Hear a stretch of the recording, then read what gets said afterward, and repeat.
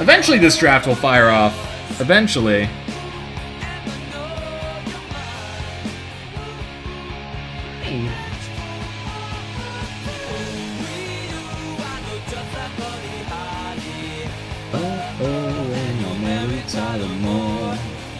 Alright, the draft is fired off.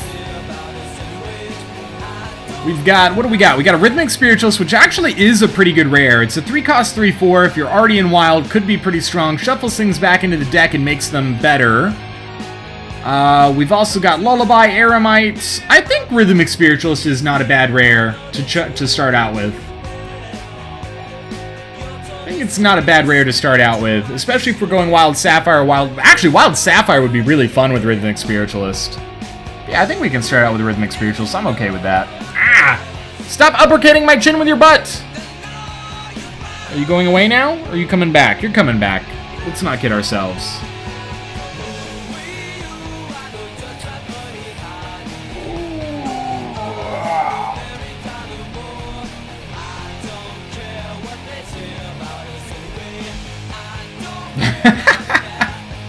Yeah, Rhythmic Spirituals can be pretty good. Blade Dancer, not a bad pack 1, pick 2. Yeah, I think that's a pretty solid choice there. Pyre Soul Summoner is really strong, but Blade Dancer is a very easy pickup for pick 2.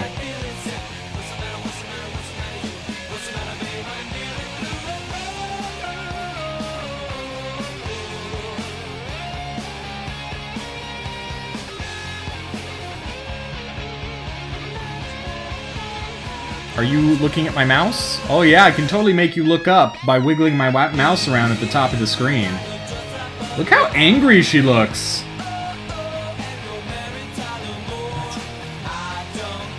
You see the mouse? She's watching the mouse like, look, I'll make her look over here. And now she's gonna look over here. I officially have control over my cat's looks. Can I make you look up and down? Yeah! Lucy, up here. Look up. What's over there? Wait, what's over there? You should be looking like up here, because that's where the pack is. Alright, Lucy, what card should we pick? That card? That card? That card? I think we could probably consider Man, this pack is not as exciting in regards to what we're trying to go for. I think War Dancer is probably a safe bet. Cats do chase mice. I feel like War Dancer is probably the safest bet.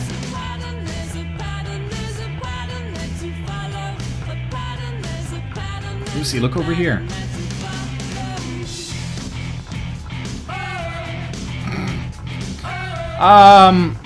Lightning Brave? But we're trying to go Wild Ruby. Ashwood? I like Ashwood. You can do that. Hey, Lucy, look back at the screen. Look.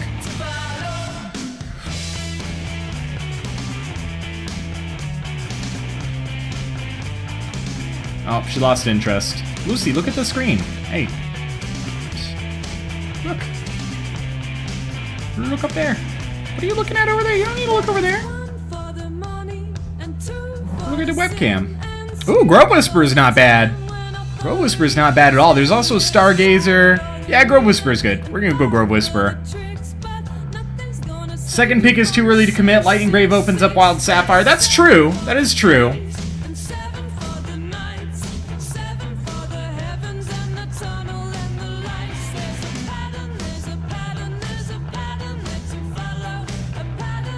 Can you see that as I move my mouse, she moves her head? It's kind of funny. It almost feels like she's not real and she's just like a robot that I'm controlling.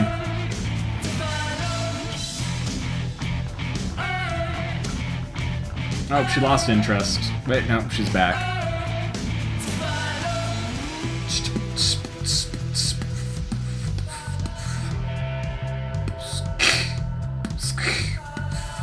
Oh, no, moved it too quickly.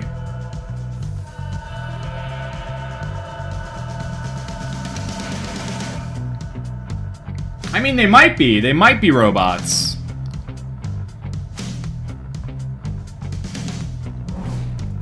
Alright, what do we... Oh, Invoker is pretty good. I do like Larch, though. But I think Invoker is probably the stronger pick, especially if we end up with a fair amount of Crush. Like, I like Larch, but Invoker seems really strong. We'll take that Invoker. What are you looking at now? I think she's figuring out that it's me. I am the man behind the curtain. Yeah, you're just gonna go sit over there? Okay. Funny story, my Calico actually did something similar to that. She did slap me. Like, me and my wife, we were sitting on the couch, and I don't know what she was doing. Oh, she was sitting next to us, like the Calico Cat was. And I was blowing at her ear, like, very lightly, just enough to kind of, like, irritate her, which I know is kind of mean. And, like, she looked at me, and she grimaced at me, and then I did it again, and she came up to me, and she went, BAP! She smacked me in the face, and then ran away. I bust out laughing. My wife started laughing. She did a lap around the living room, came back, jumped on the couch, and hit my wife. And then we just died laughing. I think Blade Master could be a really good fit for this deck. I think Blade Master ever so slightly beats out Earthcaller here. I do like the Fiery Indignation, but Blade Master seems pretty good. She did slap me, yeah. And I don't make fun of her anymore, so, her pimp hand's pretty strong. Yeah, Blade Master seems pretty good.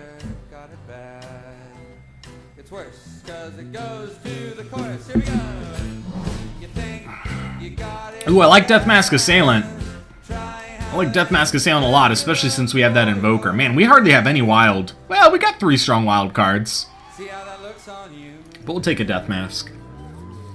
Her Pimp Paw, good call, Pimp Paw. Her Pimp Paw's strong. She don't mess around. Lullaby could be good. Yeah, we'll take Lullaby. Deck is 50% elves so far. What do we got? We've got 1, 2, 3. And then we've got 1, 2. Yeah, about half. About half. Oh, let's draw a winner for the Highlands Black Belt. Winner is going to be Pirate TVs, whose in-game name is Pirate TV. I need to move my keyboard closer. Moved it because of her. Just let me know you're here. I already know your in-game name. Wow, this is a tough one. There's a chance at a second Lullaby. There's a Bomb Right, which would be a good reserve option against certain decks. I kind of want the Smashadon. We are a little bit more in Ruby, but we're trying to do an Elven thing, even though there are no Elven options here. I think maybe I should just do Care Bar Healer. Like, Smashadon's strong, but I do like Care Bar Healer.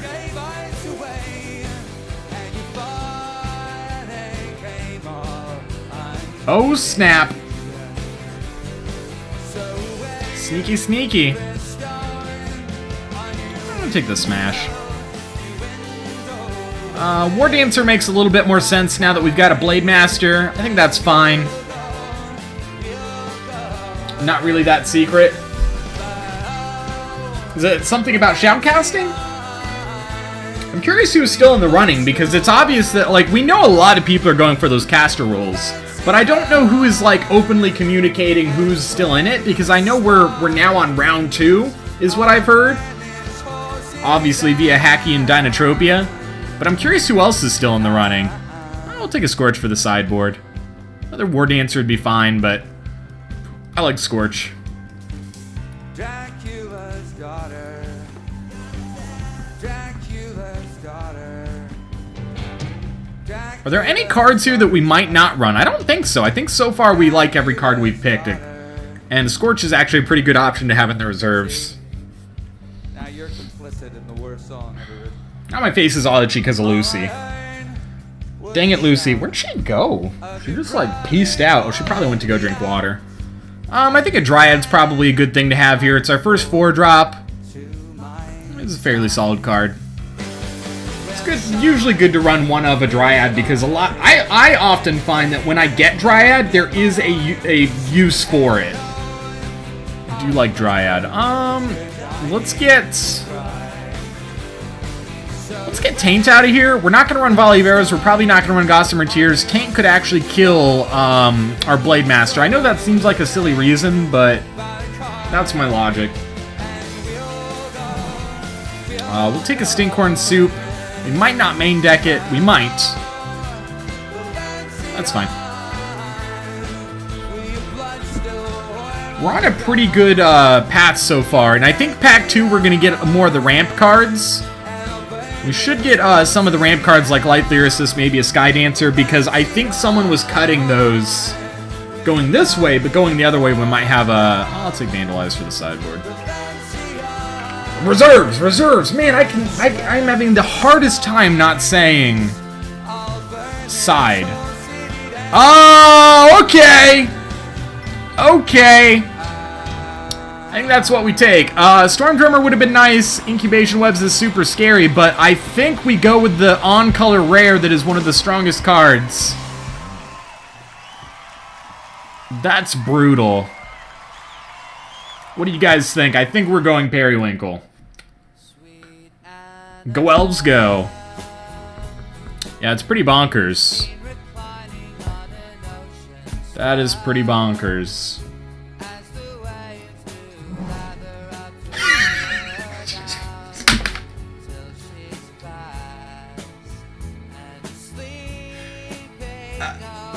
What?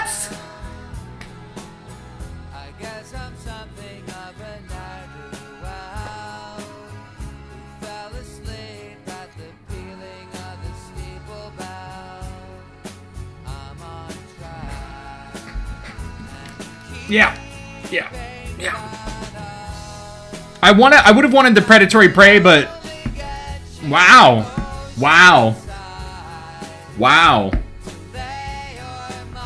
The game is broke, yeah. Hey, it's a pretty good sign that we're gonna get better wild Ruby things in Pack 2. Holy crud, man. I don't know, I still think it's worth running 2. Because they're also a really good removal magnet. Stargazer or Fiery Indignation? Probably Fiery Indignation. Though I do really like Stargazer. Yeah, let's go Fiery. We need some more removal. Yeah, I would like some ramp and a couple more big scaries. We might want to go Alindra with this deck, but if we're gonna go Alindra, I'd really like some ramp. Larch isn't bad, but I think I like Storm Drummer a little bit more. Especially because we've got some Ruby aggro-y thingies. But Larch would be good. Larch would be good. Especially with the double parries. That's tough. I want both, but I think I'm going to take the Storm Drummer. Yeah. I don't have any problem with running 2 Periwinkles as long as I... Oh, wow! Yeah! Yeah! I would be totally fine with taking a Star Sphere in this deck, but another Blade Master just seems really good here. Fine Lash would have been good for reserves, but double Blade Master totally works for me. Yeah, there could be a really strong Diamond Ruby deck out there, that's for sure.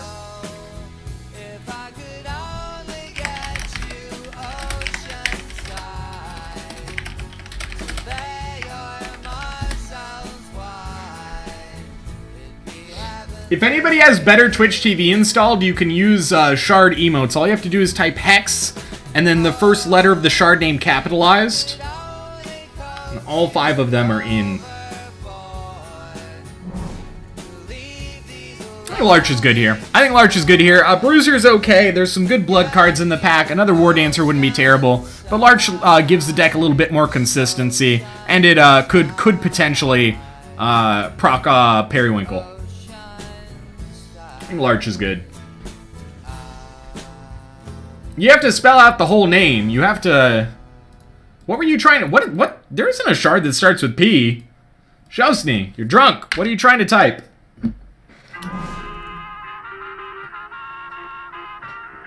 I think Skewer is good here. I know that Skirmisher would be a good fit for the deck, but I think we need the removal, so I'm going to take a Skewer here.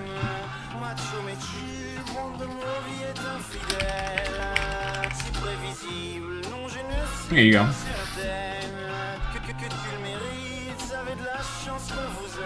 No! Shosny, get out of here! You know that's wrong. Oh, and Pirate TV's never responded, so we're going to draw a new winner for the Highlands Black Belt. However, we are going to refund Pirate TV's points he put in. That's my policy. If you are not here to claim the prize, I redraw, but I refund whatever points you put in. Because I know people have things happen, and I'm sure there's a good reason for not being around. So, Double Black Knight, you are the new winner of the Highlands Black Belt, if you're here. Boomsmith seems really good here. We're kind of stacking up on more removal. Although a Care Bar Healer is a 5-drop and goes off of Periwinkle. And we've already got we've got Fiery Indignation, Skewer. Yeah, I think I'm going to go Care Bar Healer. I know Boomsmith is probably a better pick, but in this circumstance, I like the idea of having a Care Bar Healer. Oh, Pirate TVs! Alright, here's the rule. Okay, Double Black Knight responded. Okay, so Double Black Knight.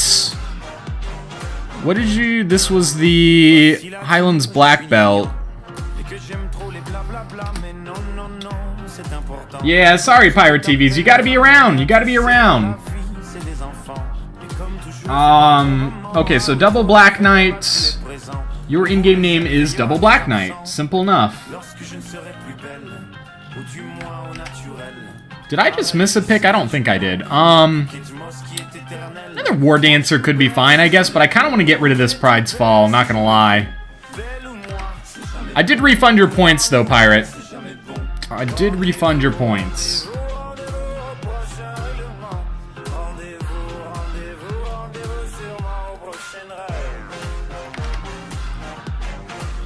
I'll put a much shorter timer on this because we fell a little bit behind.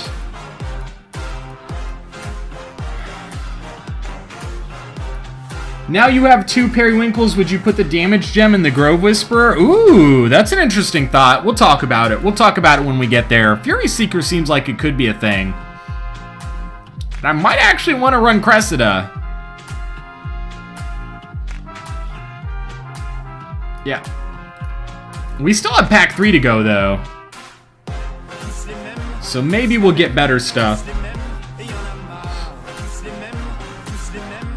I want some Life Lyricist. I would like a Sky Dancer. I would like other, I want Ramp built into the deck so I don't have to go Cressida, so that I can go Alindra, because Alindra would be bonkers with double Periwinkle. Would be bonkers. Wow, that is an extremely late Spiritbound Spy, and I think it's a good cut here. We've already got a Vandalize in our reserves. We don't really need the Swordplay. We don't need Gossamer Tears. Super late Spiritbound Spy. That's really bizarre to see that go around that far. Probably just means that Blood Diamond is not necessarily a thing for anybody in this draft. The Spiritbound Spy, in my opinion, is one of the best cards in Blood Diamond. Running Madame Banana with a lot of spies can spiral out of control. No, we don't have any ramp built in. Is it called Acceleration in Hex? Am I bad for saying ramp? We're not gonna run the Pyro Knight, so I think I'm just gonna get this Cry of Adamant out of here.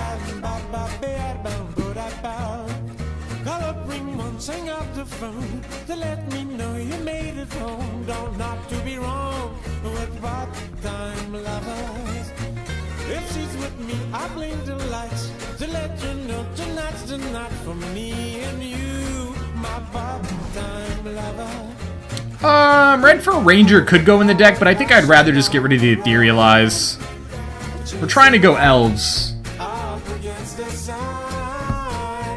Oh, okay. So, there's no official term that's good or bad. Fair enough.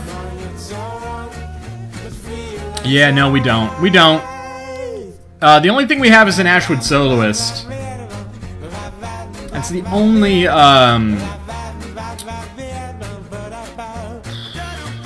I guess we'll take another War Dancer. I don't know if I'm going to want to run it, but maybe. I think we'll get better things in pack 2. Think you should get this Batman shirt for your dad for Christmas? Yeah, go ahead and share it.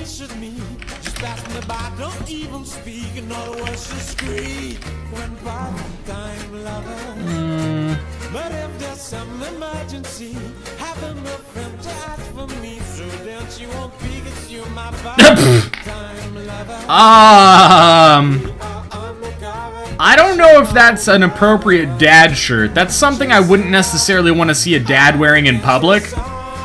So, I don't know. It would be a funny gift, but I'm the kind of person that likes practical gifts. I should wear that shirt. I should wear that shirt on stream. Lunge might actually be a thing, but we'll wait and see. Reprocessor, Blade Master, Robert Enchanter. I do want that Enchanter. But I think I go Blade Master, right? I think you can't go wrong with triple Blade Master.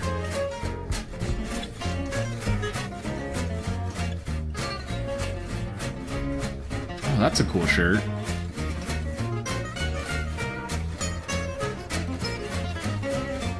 Yeah, I think you can't go wrong with triple Blade Master.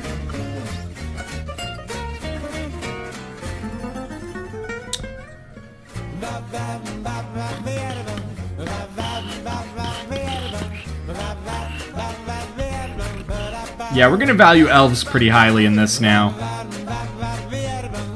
I still want ramp. I still want ramp cards. I would like at least one Life Leader Assist. I would love to see a Sky Dancer. Yeah, Rotroot is good too, but I think Triple Blade Master is kind of hard to resist. Play nice, ladies.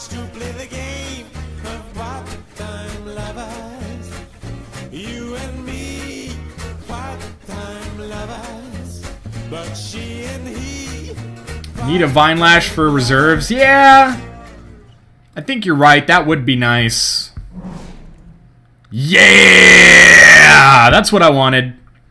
Sky Dancer, Wrathwood Larch also would be fine, but I literally was just saying that I wanted a Sky Dancer, and it's also an elf. So that is a really good pickup for us. I'm a little worried about the Disciple, because we don't have a lot to deal with Flight. But, and Paraphage is scary, but Sky Dancer works for us very, very nicely. That makes me happy. All of our 3-drops are really strong. 2-drops are pretty legit. I don't really want to run 2 War Dancers, and I might not want to run Fury Seeker.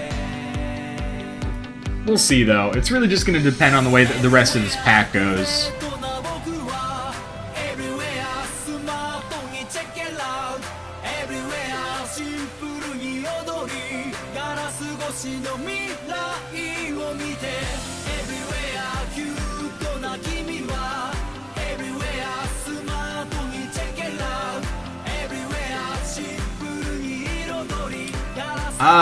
Links are not blocked in my channel, but I do have an algorithm built in that will block certain types of links, and that's mainly to combat, like, spam bots. I think we go Rotroot Enchanter here. I do really like Rites of the Tranquil Dream, and Emberleaf Duelist would actually fit what we're trying to do with this deck, but I think Rotroot Enchanter is actually going to be the stronger pick. I probably will consider running Rotroot Enchanter instead of a War Dancer, although we could consider running Rotroot Enchanter instead of the Healer. Either way, Rotroot Enchanter is a good pickup here. Playing with Fire, you think? Playing with Fire could be good. That is true. It's removal. It has the potential with Periwinkle to do even more damage. I like playing with Fire. Good call. I like playing with Fire.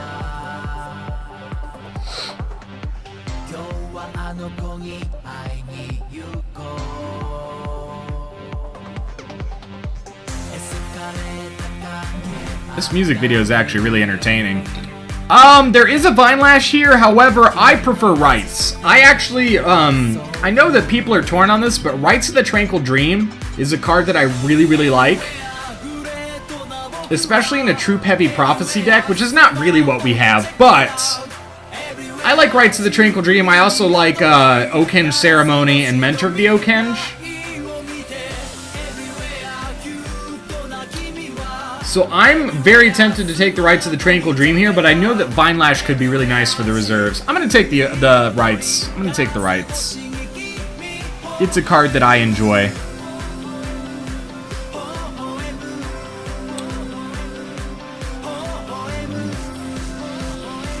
Yeah. You'd probably take Vine Lash, but only because we have enough. Yeah. But I really like Rights. Rights is a card that I actually like to play. I might put the... I know it's weird to not have 4-drops, but I might just drop the Dryad. Because we've got lots of removal, so Reversion is going to be... Ooh...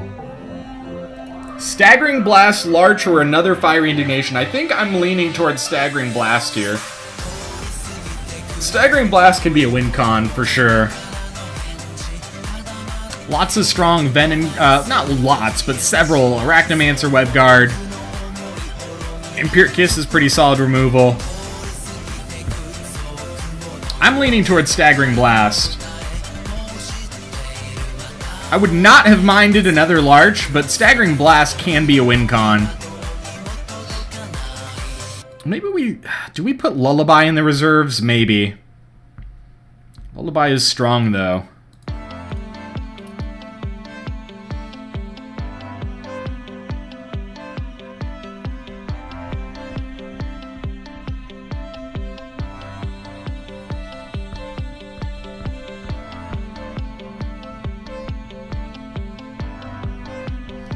I'm trying to find a card that I don't want to run here, and I'm having a hard time.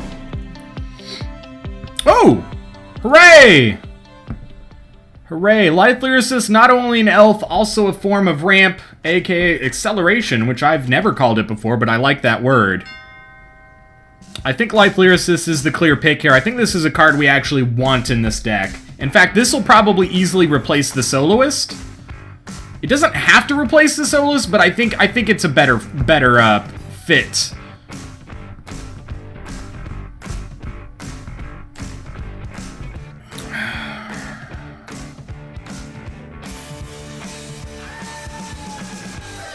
Not only an elf, but life, and it is also a lyric, yeah.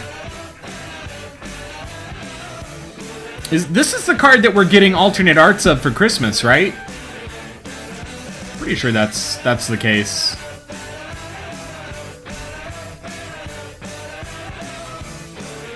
Yeah.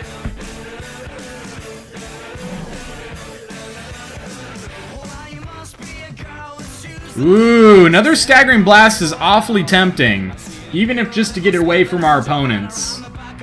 Yeah, the Life Lyricist is the card that we're going to get for the holiday. Let's see it here. Got some cool art. I'll make sure to get at least 4 of those. Usually I end up with somewhere in the 8 to 10 range because I tend to draft a lot during events. Yeah, I think another Staggering Blast is good. I don't know that we're going to run both, but having them is good in case we run up against maybe a Spider Egg deck or a Diamond Ruby aggro deck.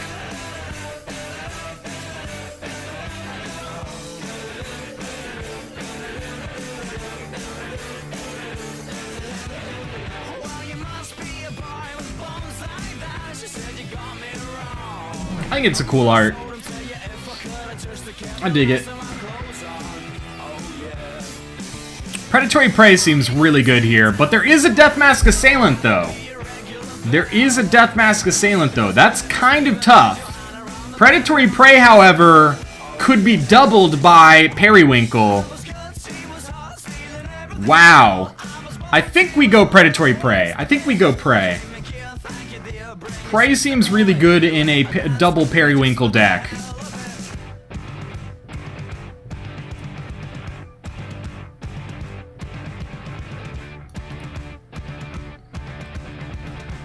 Yeah, yep. Man, what card are we... Maybe we're not running Lullaby in main. We've got a lot of removal.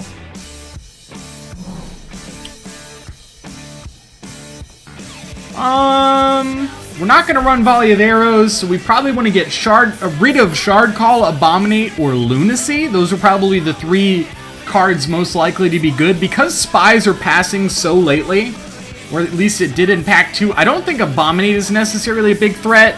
I think it's going to be Lunacy or Shard Call. So I think that I want to get rid of Lunacy. Because I have seen a lot of web guards. Oh, oops, actually I do want that in my reserves. My side reserves.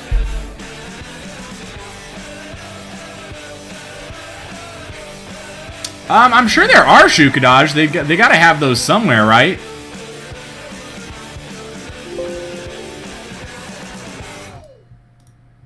That's right, we're also getting new sleeves on Monday, right?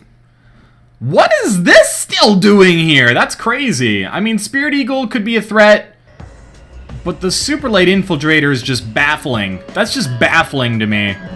Doesn't look like any... Wow, another Rites and another War Dancer and a Duelist. Huh. I want the Rites and the Duelist. Thank you for the host, Alucard. Much appreciated, sir. I assume that means that Cyrus is finished up for today with his StarCraft hardcore German stream. That sounded really weird when I said it that way, didn't it? I think Duelist is a good fit for us here. Let's get Taint out of here because that could kill our 3 Blade Masters. Thank you for the host motivation. Much appreciated, sir. I can get Vampire Kiss out of here, even though Arachnomancer is a little scary. That's always the way I should say it. Hardcore German stream. It's what he does now. He's a hardcore German streamer.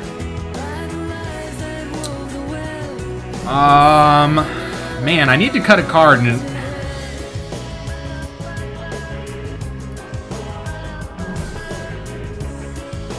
Alright.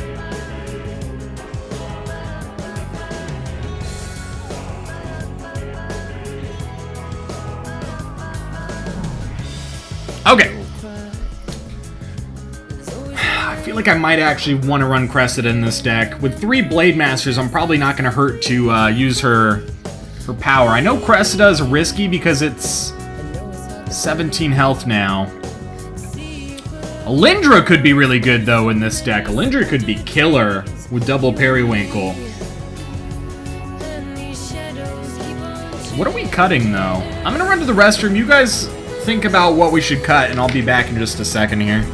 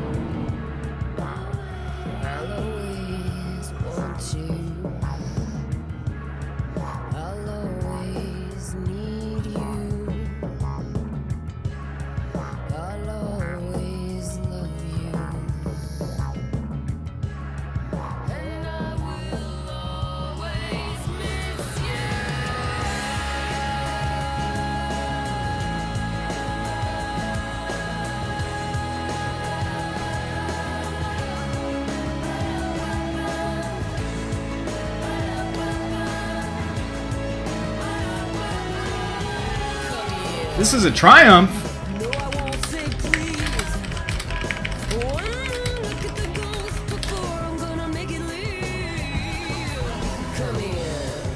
You'd cut Rites?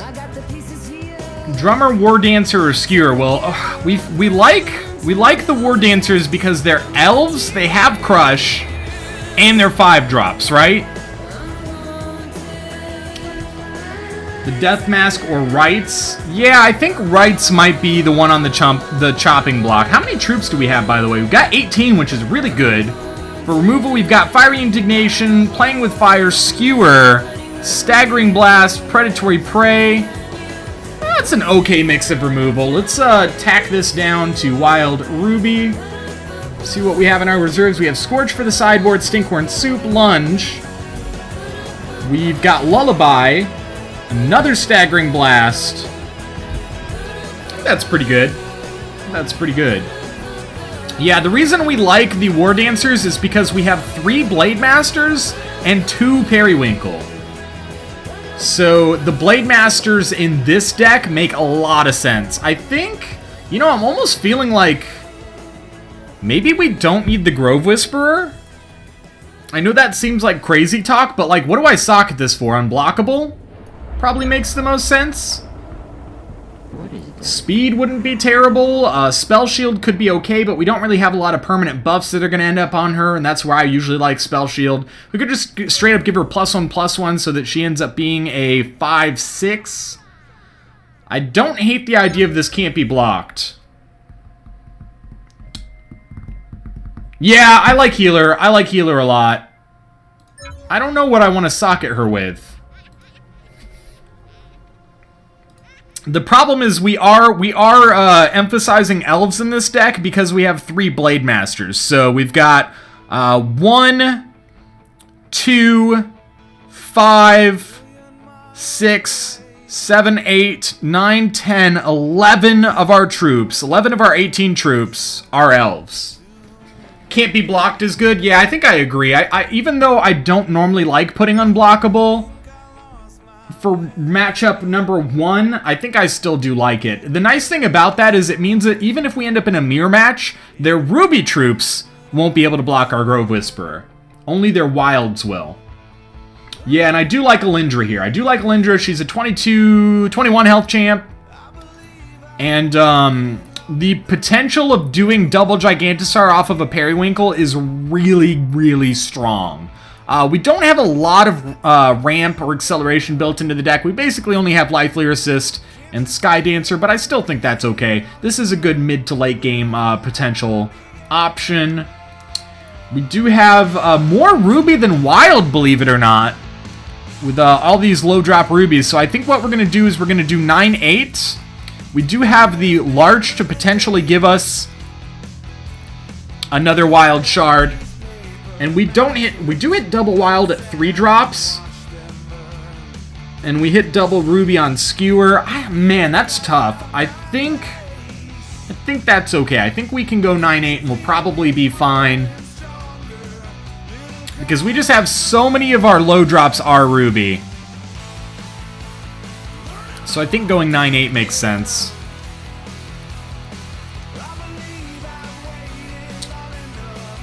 I think that's good. I'm kind of bummed we took out Rights, but I think that the deck, it has a purpose. We've got lots of elves. We've got a win con through elves being pumped up. We've got a win con through lots of removal, especially with playing with fire. Double Periwinkle means we could get doubled up on all of our 5 and 6 drops.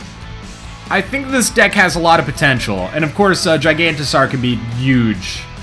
You would think about the Major Wild that does buff for your Smash Tempest. That's not a bad idea.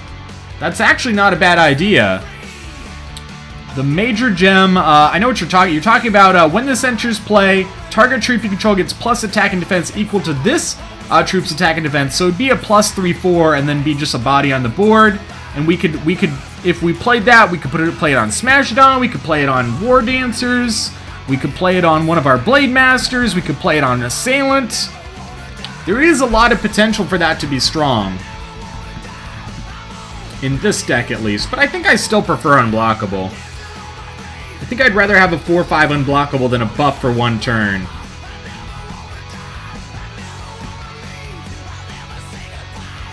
Ooh, Foo Fighters. I think I prefer Unblockable.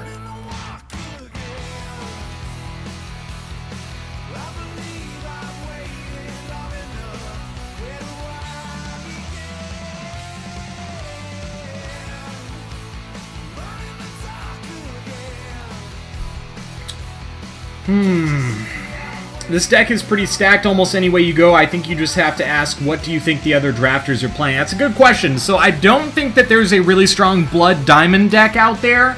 My reasoning being that a Spy made it to like pick 12 in Pack 2 or something insane. But I could be completely wrong, and maybe just, you know, they passed it for something more important, and they missed the opportunity for it to wheel. I think that there is a potentially really strong Ruby Diamond deck out there. I definitely think there should be a Ven and Egg deck out there, but we did see a surprisingly late Infiltrator, right? There were probably several wild players. I think that's a fair statement. You know, we didn't get our ramp cards until pack 3, so the logic would make us assume that there is someone out there with wild Ruby ramp. Is it as strong as ours? I highly doubt it, but it could be out there.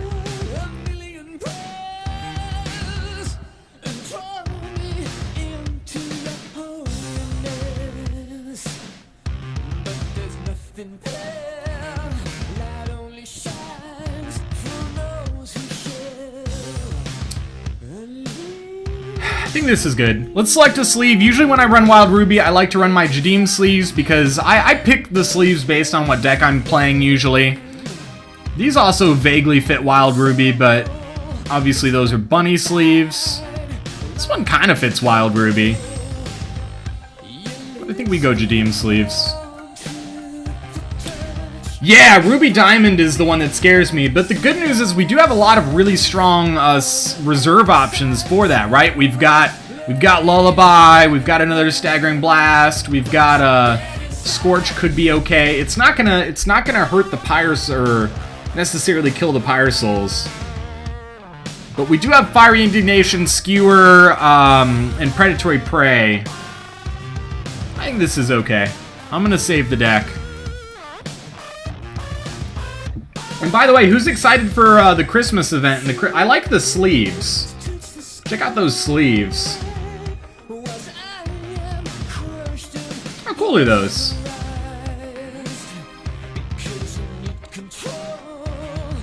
I wonder if I would like them more if they didn't say Knight of Bells, but I think that's okay. Like, I think I would use them more often if it didn't have Knight of Bells blatantly plastered in the middle. I prefer sleeves without text, or very minimal text. Personal opinion. Alright, we are going to be up against Shinjika. I recognize several of the names in this draft. Is it really messed up to say that if I end up against a certain person whose name I won't say out loud, that I might want to put up a hand blocker? Is that a mean thing to say? I don't think it is. When you're confirmed for engaging in a certain behavior. Yeah, there aren't a whole bunch of... There aren't a whole bunch of sleeves that do not say Hex on them. And most of them say them in, like, big bold letters on top of that.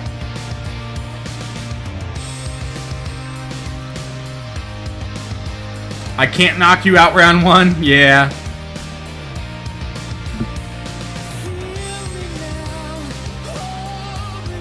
It did, Changle, it did. I had a Spiritbound Spy wheel really far. I had an Infiltrator wheel really far. I had some stuff wheel very far that kind of confused me. So it looks like Shinjika is Ruby. We don't know what what their secondary color is. I most often see people play Benvolio when they are Ruby Sapphire, believe it or not. I don't think we can keep this hand. This hand would be, if we could just like give up the War Dancer and maybe even the Grove Whisper and get a Wild and a Ruby, I think that would be fine, but I don't like gambling on a one-shard hand. Although 16 of our cards would be shards, and if we can get to the Larch, we could play almost anything. Screw it, YOLO. You think the classy thing to do is not even call attention to it? Well, I didn't say their name out loud, but...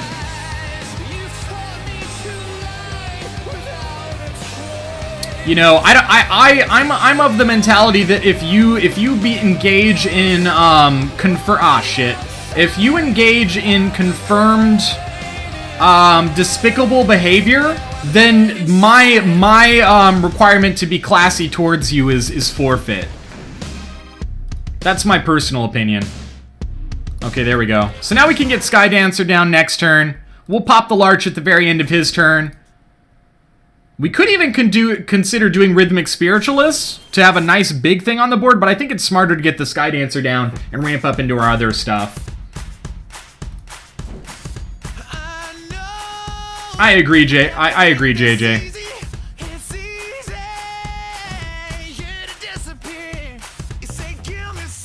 I agree.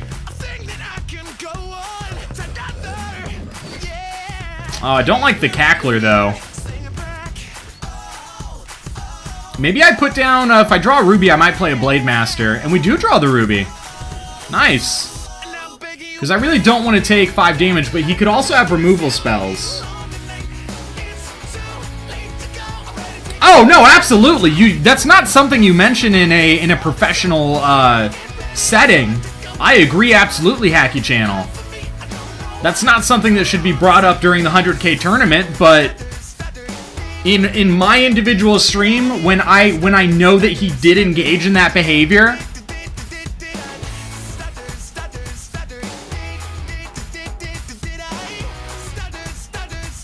yeah, I think we go Blade Master and risk it. Yeah. Yeah, I imagine that you're not going to be paying attention. I don't think they can expect you to pay attention to chat. So you're probably not even going to have that visible.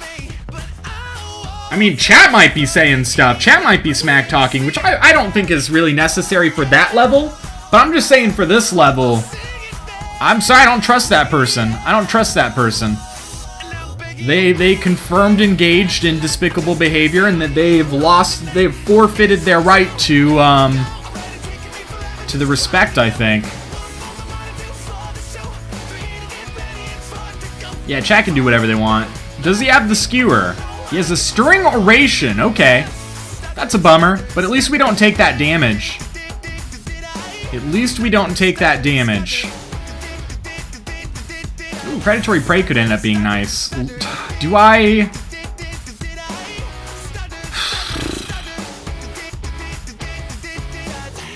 Do I risk the other Blade Master, or do I just drop... You know, let's just drop the Rhythmic Spiritualist. One of the people that's in... I'm not going to mention his name out loud, but one of the people that's in this draft confirmed stream sniped Neo during the top 8 of a qualifier. I want to put Larch back in because I think we need the shards. If he swings, we might be forced to take a little bit of damage, which I don't like. Like I said, I'm not going to go out of my way to blast him on a regular basis, but...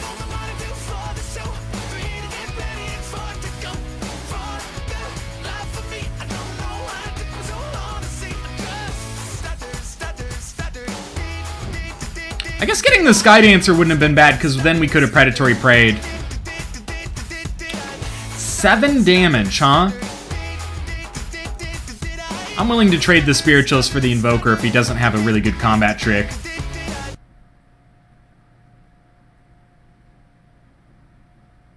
You mean Flame Hand? Yeah, I'm going to block the Flame Hand Invoker. Because if he wants to spend his resources just to make this a trade, I'm actually okay with that. The only thing that would make this not a trade is if he's willing to use a 3-cost smash to the ground, and I think I would rather bait that now than later. He is, okay. Cool. So yeah, I don't encourage people to go out of their way to give people a hard time for engaging in poor behavior, but at the same time, I'm not going to, Ooh, wow, okay. Grove Whisperer or Warden? I think we go Grove Whisperer, because Grove Whisperer will be a 4/5, and that can block the Cackler if he doesn't have a combat trick. And, he's not going to have any way of making us discard cards, so we might as well just make the Gigantosaur. And the next turn, we're going to hope that we can draw a resource and get Sky Dancer and Blade Master down. What's up, X-Guy? How you doing today, buddy?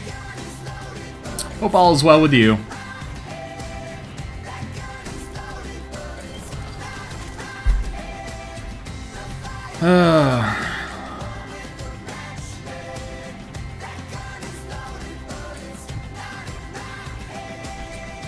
So only wild troops can block Grove Whisperer. Oh, I'm sorry. I need to be more on top of raffles. So the winner of the Marrow Mage is going to be JJ. JJ, remind me what your in-game name is. Did you get it changed to match?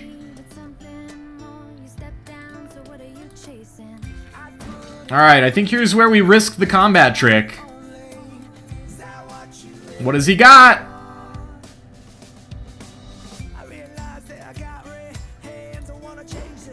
Yeah, I had to reinstall my bot a while ago. Okay, I thought he might have something that would kill it off. That's fine. We're just trying to prevent damage so we can get to our good stuff. You are Jadim Jedi. That's cool. I had a feeling that you would change your name to match. You seem like the kind of guy that likes having your name match across all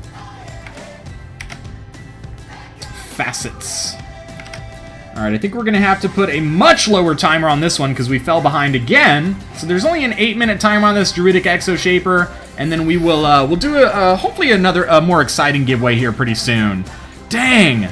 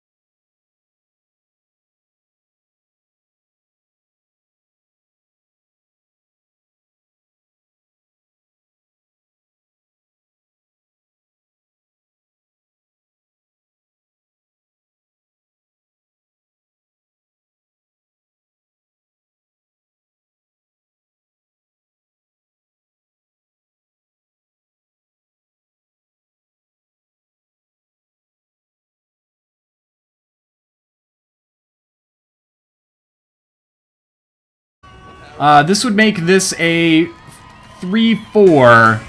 He doesn't have any resources open, so I think this is fine.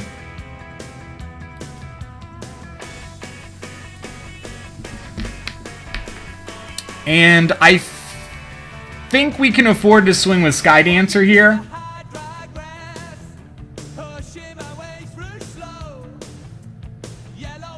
Yeah, because we can chump with Blade Master. I know we want to keep him around, but as long as Periwinkle survives, we're pretty happy. And we need to start dealing some damage to him.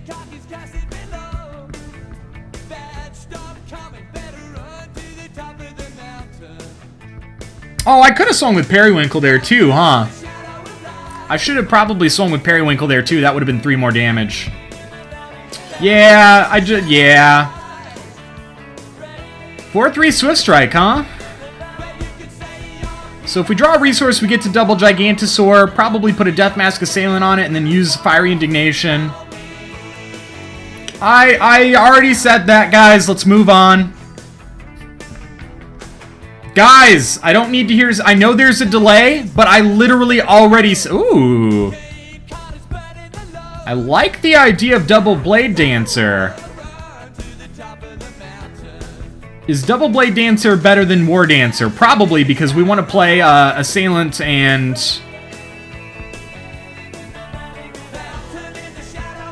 Yeah, Double Blade Dancer is good.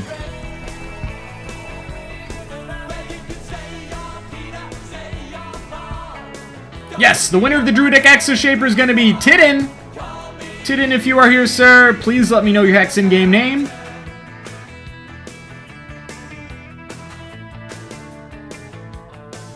I do not have your Hex in-game name in my database yet. Is that my wife's computer? Shukadaj, are you messaging my wife? I heard a Steam blip and it didn't come from my computer. She's not home yet. She won't be home for another, about an hour or so. I'm debating swinging with 1 Blade Dancer because he would have to block, but he could have a trick. I think swinging with 1... It's got step. Actually, I should have just swung with both.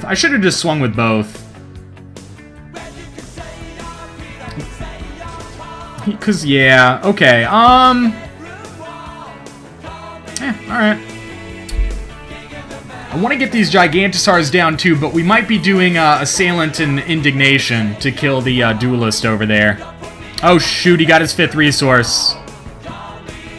She'll never know of these fancy new gifts. Yeah, I'm missing some stuff. My apologies, guys. I could be playing a little bit better. I've made two vague misplays so far.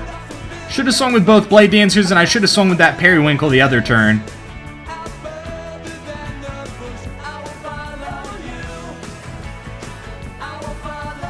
Yeah, I know. This is not the It Battles when it enters play. He's giving me a lot of opportunity to really mess him up. It's kind of surprising. Ooh, Double Smashadon seems nice.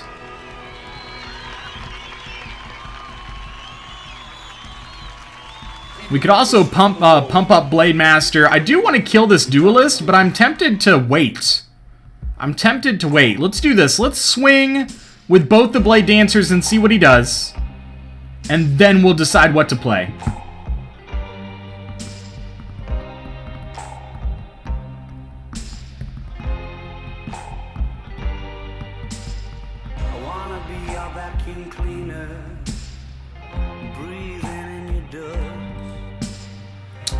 Yeah, Staggering Blast would be super brutal. That is a good point. That is a fair... You know what? We could probably swing with Blade Master here too, right?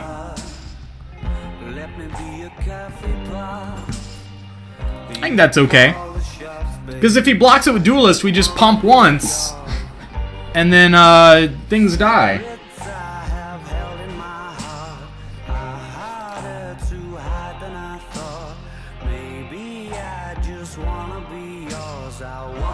That's fine. Let's get a double smash here. Seems pretty darn strong. Yeah, if he draws Staggering Blast, we're just dead. Like, there's nothing we can do about Staggering Blast. He is preserving his troops, so it does seem like he does have the possibility of drawing Staggering Blast. He's gonna pop a Larch that was a 9-10 Larch. And he surrenders, okay. Whew! That was a pretty intense game. Now that we know that he is also Wild Ruby, what do we want to change? What do we want to change? An extra Staggering Blast in our deck could be good. He does have a lot of Prophecy, so Lullaby could be good in our deck. I don't know how effective playing with fire is going to be against him.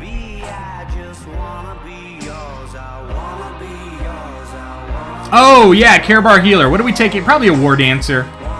I know that they're good for, yeah, and our Blast. Do we think we can take out playing with fire, or do we think we want to keep that? Should have killed the elf in case he drew Blast. Yeah, that's a fair point.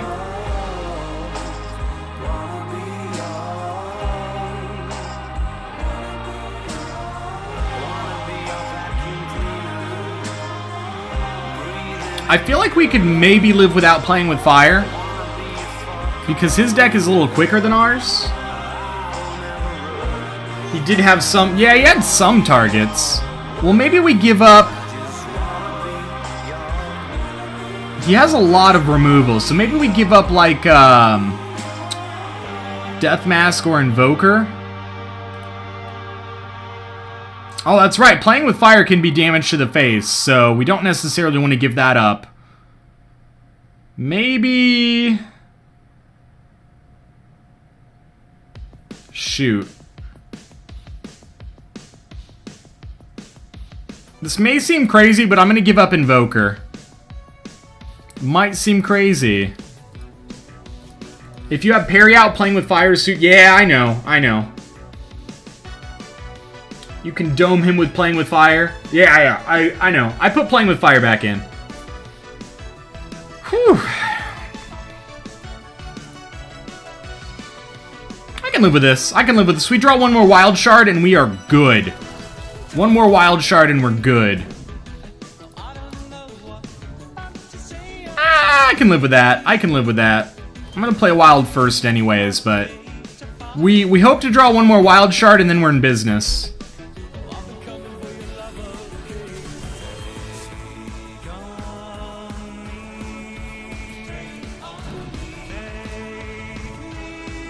Yay! Probably gonna do Sky Dancer next turn. Follow that up with a Blade Master. Although we could just pop Blade Master down and just pump, swing, pump, swing, pump, swing. That would be pretty fun.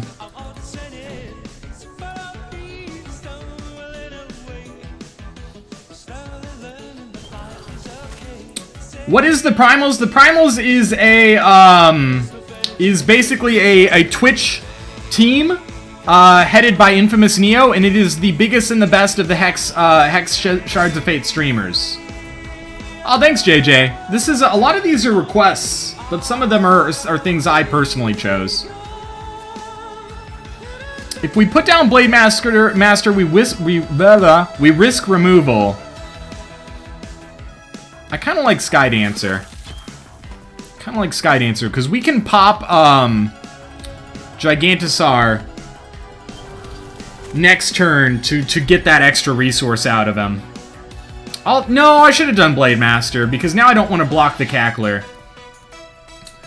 Yeah, Cooper, I wish you luck in that endeavor. It does take a lot of effort to be someone that is considered worthy of that team. It's a team of people who have mostly been around for a year or longer. But we definitely would not mind having other strong Hex streamers in the community.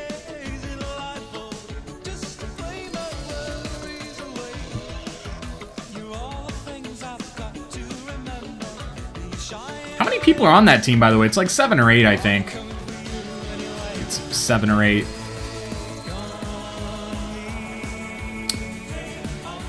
Alright, Druidic Exoshaper. Ooh. Periwinkle's gonna be nice when we get to that Gigantosaur. So I think we swing with Duelist and we drop a Blade Master. And we might start just pumping Blade Master starting next turn. Or we pump and put the other one down, maybe. We'll see. That Exo Shaper is going to be a problem, though, because it's a 5/5 now, and I really don't want to chump it. He's got 5 resources open. No! Don't do it! Don't do it! I really don't want to take 9 damage here. And I really don't want to block the Cackler. He's put me in a rough spot. I need the Sky Dancer to get to a Gigantosaur. Crud. Yeah. I don't think I have much of a choice. I don't think I have much of a choice. I need that extra resource. Oh, I'm not going to get it this turn, though. Dang, man. Alright, let's put Rhythmic Spiritualist down. We're going to use that to block something. I think we just have to pass here. And, what do we want to put back in the deck? We can put Blade Master back in the deck. It's going to be a 1-cost 4/3 Swift Strike. Be happy to draw that back. Oh, where are the raffles at? Did I not start a new one? Tidin! Okay, Tidin won the Druidic Exo Shaper, and next up we're going to do a more exciting giveaway. We're going to do that Walking Calamity. I'm going to up the max ticket amount because it is a legendary card. And we'll put a slightly more normal timer on this. I'm trying to still keep on top of doing a giveaway about every half hour for you guys. Otterstrom, I am playing Hex Shards of Fate. It is a digital trading card game.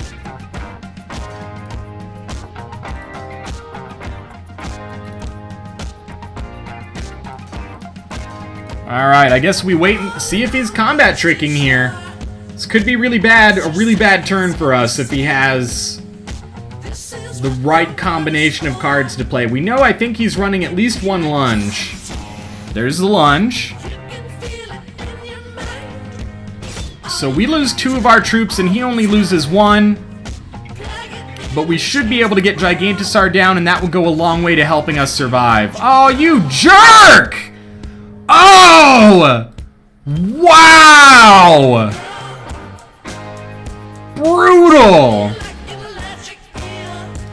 Now we have to, I mean, we don't have much of a choice. We're going to put down Periwinkle and Blade Master, and we're going to hope that we can draw another shard. Oh! It has a lot of similarities to Magic Otterstrom. However, it is digital only, so the mechanics have a little bit more design space for doing, you know, like cards can go back into your deck, and if you draw them back, they have an added effect. If a troop gets a permanent buff, it will and goes to what we call the crypt. It will keep that buff, and if you bring it back, it still has it. If you're curious on reading watching a 6-minute video about me talking about how a new player gets integrated into the Hex community, feel free to. If he's got a combat trick here, we just lose. We're going down super low, but if we draw a resource, we can put double Gigantosaur down, and that's like my main hope here. Yes!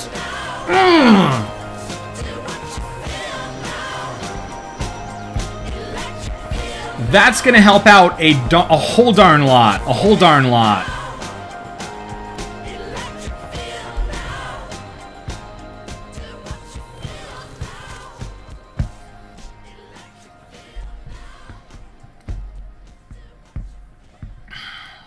You can say that. It has some... Yeah, I mean, there are similarities. Like, basically, if you have experience in Magic the Gathering, it will help you learn how to play Hex quicker. But there are a lot of key differences. There are a lot of key differences. I'm not going to go over every little thing, but if you're interested in checking it out, I highly recommend doing so. If you look below the stream, there's a link. There's a big picture that says Hex, and if you click on it... Do I have the download and register commands in this? I need to re-add those. If you click on the Hex picture below my stream, that will lead you to the page where you can download.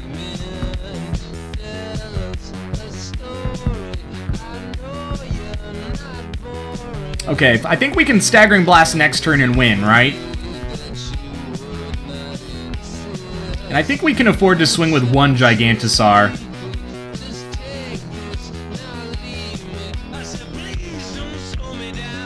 Yeah, I think that's fine. I guess there's no reason to swing. Maybe I should have just waited. I could have won that turn. Oops. What was it? It was Staggering Blast. One pump is 3, 5, plus 14. Oh yeah, you guys are right. I had exactly lethal. You guys are right. You guys are right. I could have had lethal that turn.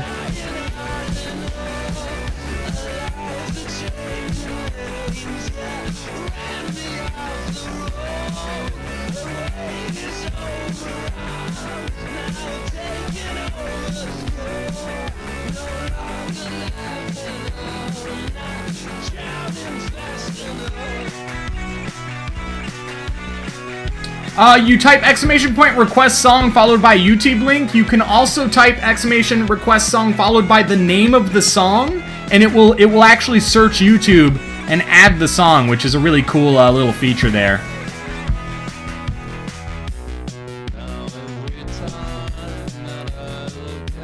This is 14. Yeah, this is plenty.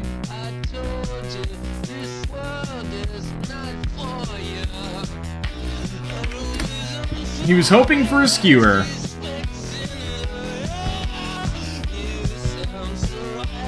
And I think we've won 2 games now, right? Yeah, right into round 2. Right into round 2, we're going to be up against Golrathia. Looks like Overskill and Marqualia? That's a weird name to say. Have also progressed to the next round. Let me go ahead. I used to have links on my channel. I need to get them good to go again. What is it? It's download and register. That's what the pages I want. Alright, let's see. Channel commands, add new, register, and download.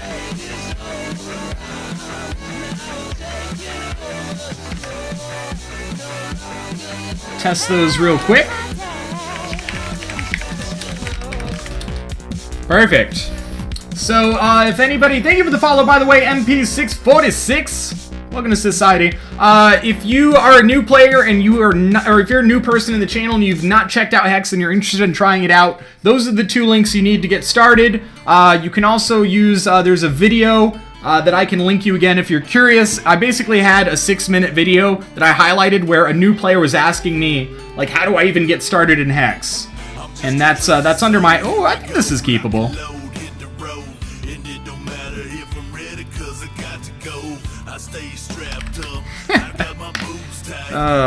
Golrathia's running Ozen. That's interesting. What is this song? Ooh, that Periwinkle. This is Outlaw in Me by The Lax. I don't know how I feel about this song. I'll let it go for now. Oh, this is a Cooper request. He's got the Murica country vibe going on, so somehow this doesn't shock me. I don't like that early Exarch.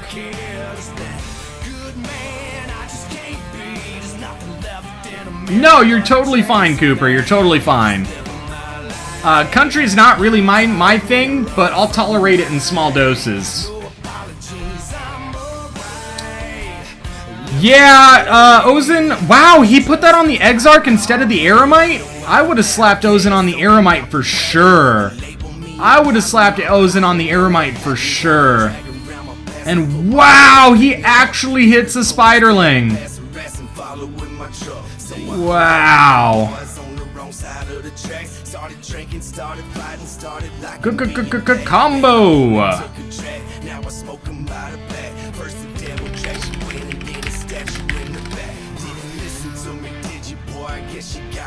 Wait, why are you asking? Oh.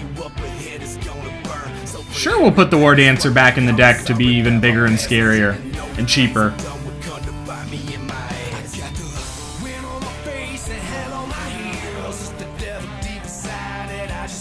I might actually trade the Spiritualist for the Exarch if he swings with it. Oh, that's rude. Let's give up... Oh, shoot, now maybe we give up... Like, we could give up Periwinkle and then shuffle it back into the turn, into the deck next turn with the Spiritualist, but then we won't have it. We could shuffle Larch back in, but I want to use that for a shard if I have to. So we might just give up Skewer and maybe even Predatory Prey. I really don't want to, because that doubles with Periwinkle as well.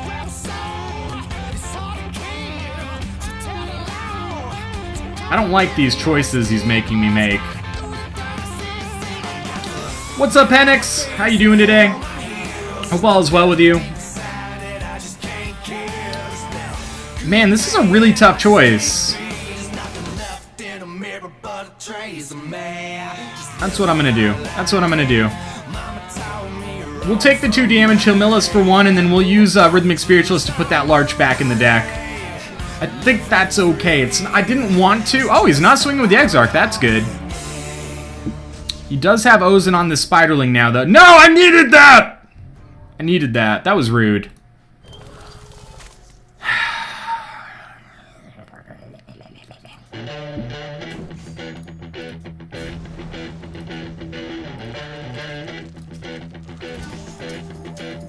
Actually, that makes the Larch, like, really scary, because now it's going to be a 4-cost 6/8, I think? It's pretty good. Oh, I love this song. Who requested this? Good job, Super Ego. I love this mix-up.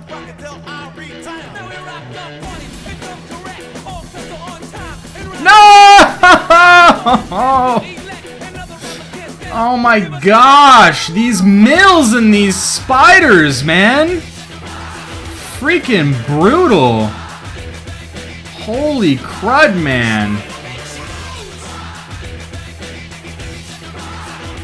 Alright, can we get a 1-cost 8/7? I like mashups and I like remixes. I used to play a lot of remixes, but they got kind of old when I was listening to them all the time. So if you guys want to slap in some mashups and some remixes, totally cool with those. Totally cool with those. My favorite song on my list is actually the Strokes remix. I'm gonna put that near the top because I want to hear it.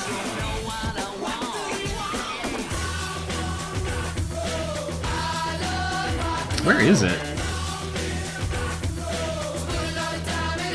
I think it already played today. I can wait. This is a brutal combo he's got going. He is Mono Blood Spiders. I think I gotta give up Spiritualist. I think I gotta. He's playing really well. This is an impressive Mono Blood Spider deck he's got going here. It's gonna mill me for 3, which is super brutal. We get our Ruby, which is nice.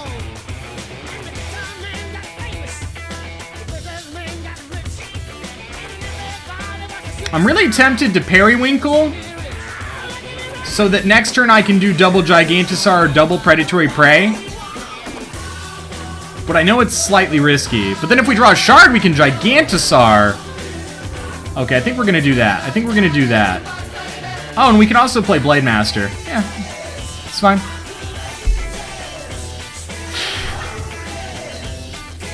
The only good thing is he's not doing a severe amount of damage.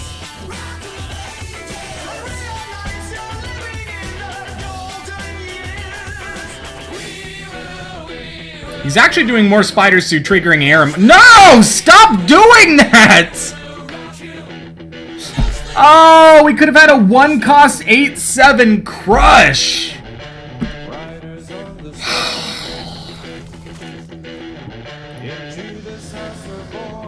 Dang, man. Dang. Dang.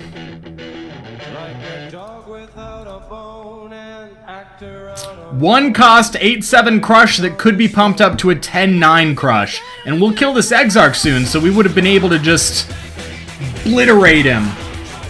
Well, now we don't. We gave up the Rhythmic Spiritualist, so we can't get it back in the deck. Are we willing to block this now?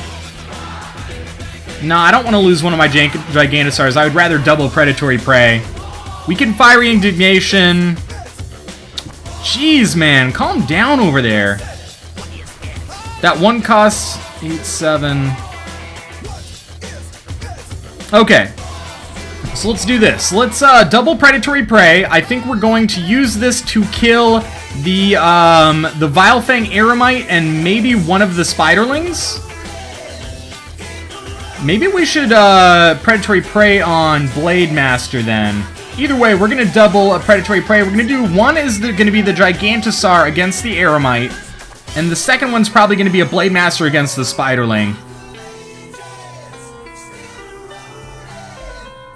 What are you playing in Hex since there's rounds? We're playing a competitive draft. Competitive draft is a tournament format where you have 3 booster. You enter with 3 booster packs. Hold on. Let me do this real quick.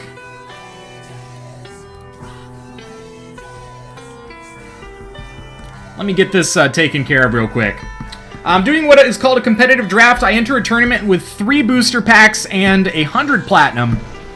3 booster packs and 100 platinum, which is in-game currency. And basically, I sit at a table of 8 people, theoretically, and I open a booster pack. I open my first booster pack, my first of 3. I look at the pack, and I only pick 1 card from that booster pack. I pick up a card, and I pass what is left in that pack to a different person at the table. We rinse and repeat that process until we've exhausted all the cards in the pack, and then we open a second pack. We pass it the other direction for a little bit of variety and for strategic, logical reasons. And we rinse and repeat that. You build up a pool of cards, and then you make a deck with those cards that you've drafted and enter a tournament. So right now we're in round 2. There are 3 rounds in a competitive draft tournament. We're currently in round... Wait, are we in round 2 or round 1? Yeah, we're in round 2. We are in round 2.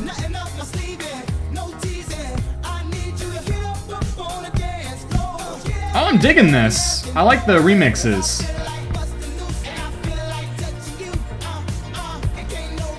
Hacky-chan. Yeah. What the hell is on the floor? Oh, that's what I was looking for that.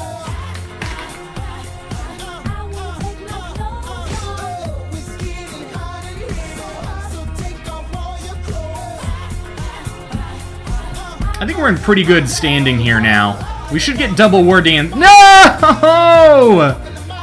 He doesn't want to. He doesn't want me to have double War Dancers. That's understandable. He might actually swing with the Spiderling. I don't think he can afford to, though, right? I don't think he can afford to. He's really hoping we hit eggs.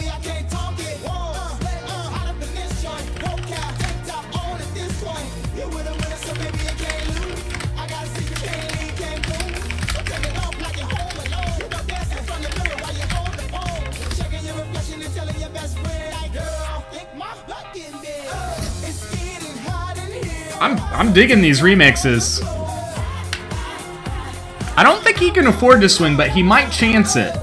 I think in his situation, I would gamble it because the opportunity to hit more eggs is a really good one. And he has he's 1, 2, 3, 4, 5, 6, 7, 8, 9, 10, 11, 12. He's probably got a solid 15 or 16 eggs in my deck, so I think swinging is the right call. Yeah, he just didn't want to go up against a War Dancer this game. He buries my 6/8 large, which is a little bit of a bummer. We could have played that and gotten. It wouldn't have been doubled though.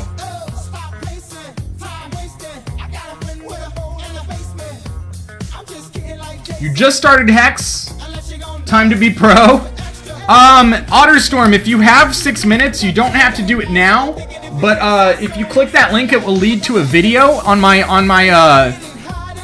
channel where basically it's just me explaining how a new player should get integrated into the community. I think it's a pretty good resource. Alright, he hits 2 eggs. That helps him a lot. Resource doesn't do anything for us. Ooh, he could actually win. He could actually win. I think we might want to... we kind of need to force him to block, right? We can't block Spiderling, so I think we block, or we swing with Skydancer too. I don't want to swing with Periwinkle on the off chance that we do draw a 5-drop. But I'm going to swing with these 3. He's probably going to be forced to at least chump these 2. It's really, really risky for him to let that damage through. Hex is really loud? Hex is really loud, or the music is really loud? Because I can't hear the Hex sound effects at all. Oh, your Hex is really loud. You can adjust the volume in the options. Ooh, is he gonna risk the double swing? He is. Wow, ballsy. He could get really unlucky right here, or he could get very lucky. He buried Staggering Blast, so I'm gonna call that a lucky hit for him. He only hits 1 Spiderling Egg, though. He's only got 1 blocker. I think we alpha here. If he chump blocks that, we get 7, 8. I think he actually wins. I think he actually wins. Wow. No, because he has to chump, right? Shut up! What is this ticket thing? What do you mean, what is this ticket thing?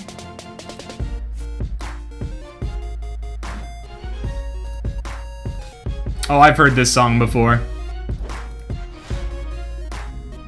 Oh, the ticket is for a raffle, which, is actually closed. So the winner of the Walking Calamity is Fred of Bedrock. Fred of Bedrock. I always go to say Breadrock. Your in-game name is Bedrock, so just let me know that you're here. I already have your name because I've saved it in my system. Perfect. Because we've got a lot of new players in the channel currently, I think what I'm gonna do is I'm gonna do a draft pack giveaway. I'm gonna do a draft pack giveaway, but I'm gonna preface it with a request. I'm gonna preface it with a request. If you... No, I've actually literally drank, like, not even a full beer, so I'm good. I'm just jamming out, guys. I'm just having fun. Hopefully you are, too.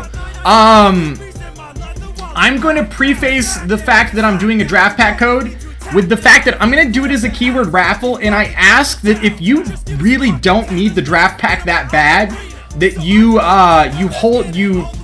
consider not entering the giveaway. I know that that's a really hard thing to ask. Ah, crap. Because there's a lot of, it seems like there's a fair amount of new people in the chat, and I would really like someone who needs the draft pack to win it.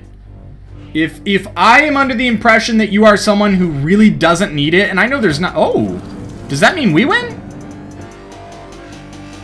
He's not going to be happy about this.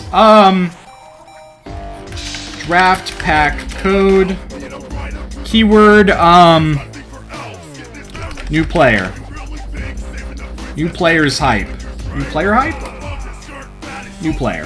That's fine.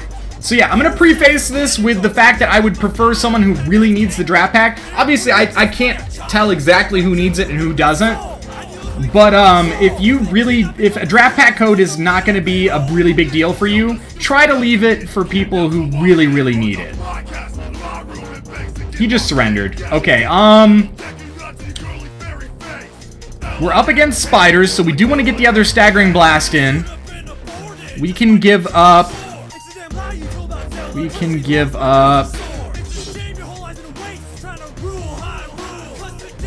I don't want to give up Invoker this time.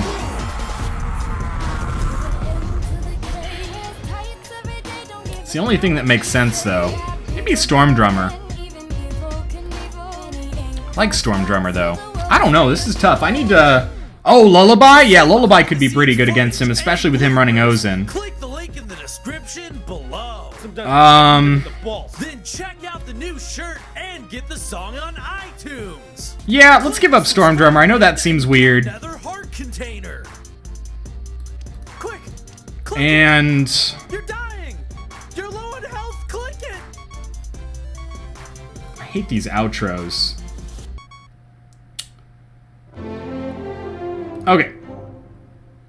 So yeah, we're gonna do draft pack code, but like I said, guys, try to not go for it if you really don't need it that badly. Try to leave it for people who a draft pack is gonna make a big difference for them. Dryad, you think? Yeah, Dryad could be good too. But what are we taking out?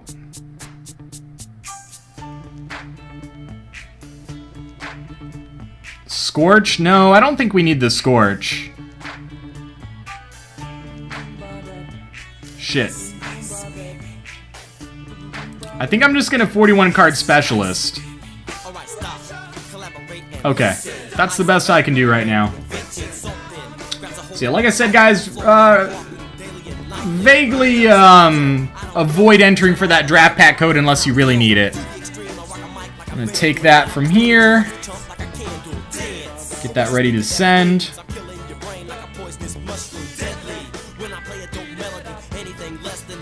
This seems okay. This seems okay. You might have another giveaway coming for new players soon. That'd be cool.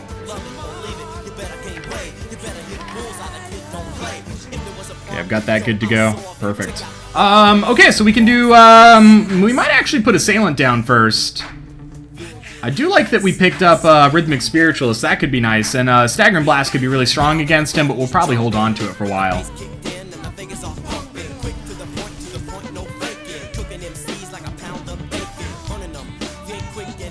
Should you enter with your experience of total of 5 drafts? Yeah, go for it. Like I said, if you are limited on resources and a draft pack would be a big deal for you, please enter.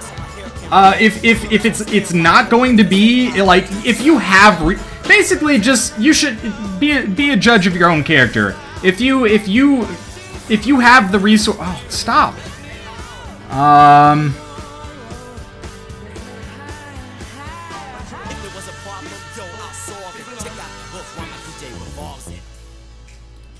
If you think that you have the resources that you'll be fine, just, you know, do the right thing.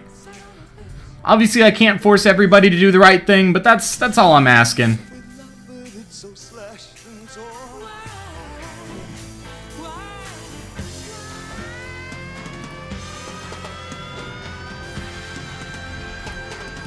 I'm gonna put Duelist down this turn. What if you only have bottle caps left? You think I should have discarded Duelist instead of the Shard, maybe?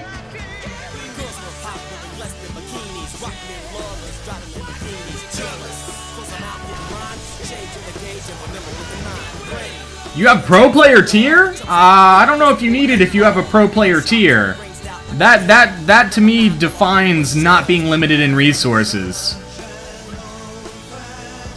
He's not gonna block with this. He might put Ozin on it though.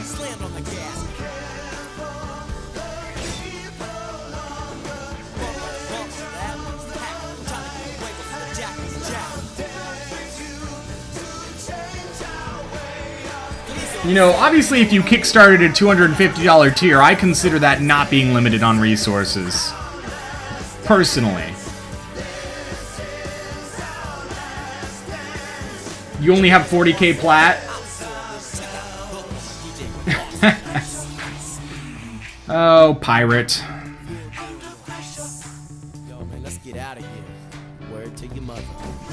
Does him having Ozin on that really benefit him at this point? I don't know if it does. I don't know. Gets rid of a Life Lyricist. Meh. So I think what we do is we swing with these two, see what he does, and pump if he blocks. Right? He doesn't block, so I think we put Rhythmic Spiritualist down. And we may end up shifting Death Mask. No! Super cheap Life Lyricist seems fine to me. I think we win next turn with Staggering Blast if he doesn't... Yeah, we win next turn. We win next turn. That's Kickstarter racism. I kickstarted at King tier. So, I mean, I did kickstart, but I kickstarted at, like, the not... just below the epic super high value tiers.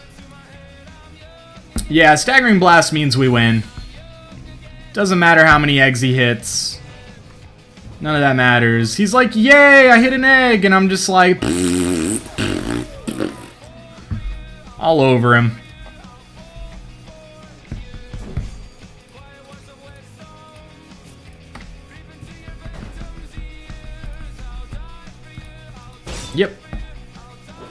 That's GG.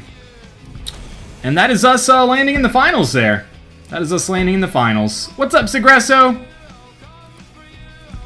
Draft Pack Cola. I would drink Draft Pack Cola. So they're only in game 2. We don't know how long this is gonna take.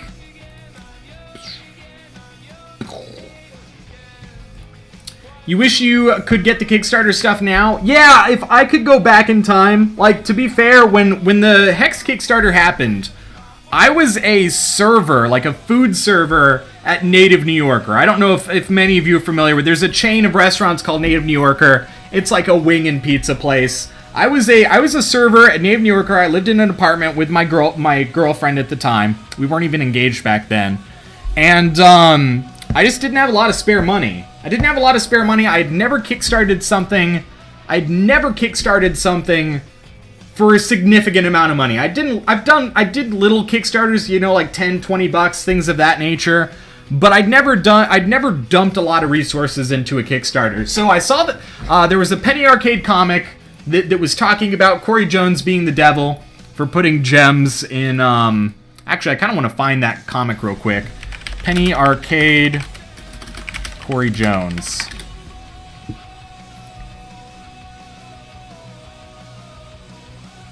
Where is it? Hey, Lucy.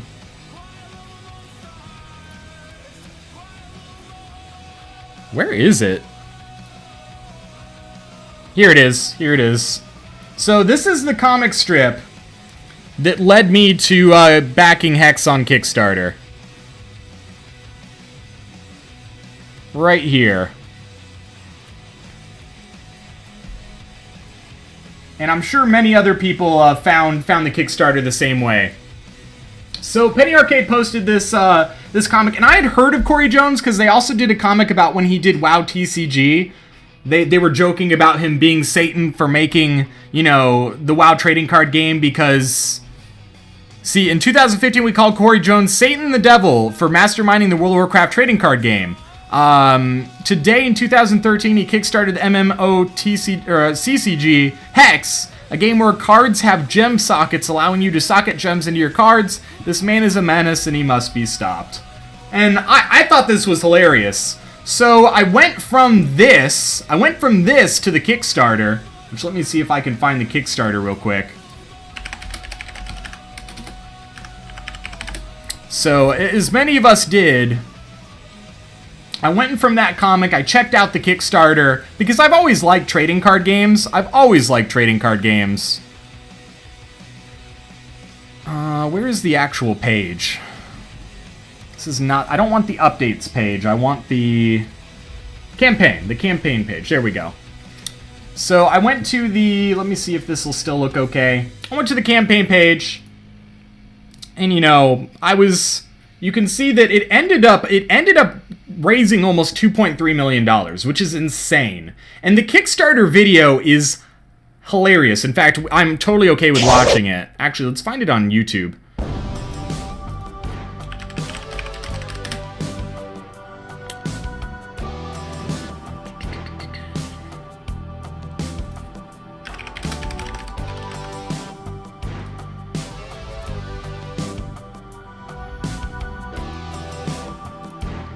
We can watch this. This trailer is what made me pay more money than I ever have on a Kickstarter ever before. It was this video.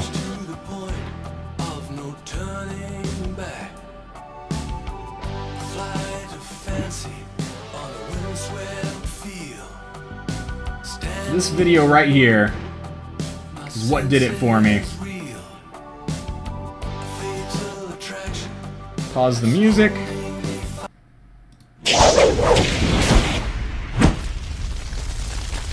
Yeah, if I'd known how much I was gonna love Hex, I would have at least gotten a $250 tier. But I didn't have a lot of spare money back then. Back then, 120 was a lot for me.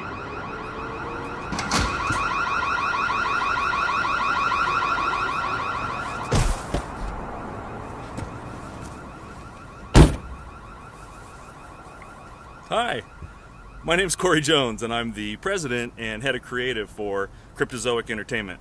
And I could not be more excited to tell you about the launch of our Kickstarter. It's for the first ever real digital MMOTCG, and it's called Hex.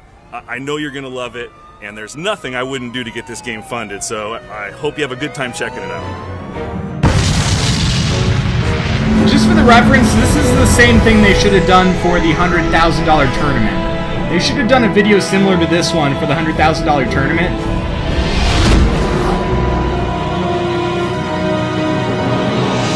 Now, before I jump into Hex, maybe this is the first time you're hearing about Cryptozoic.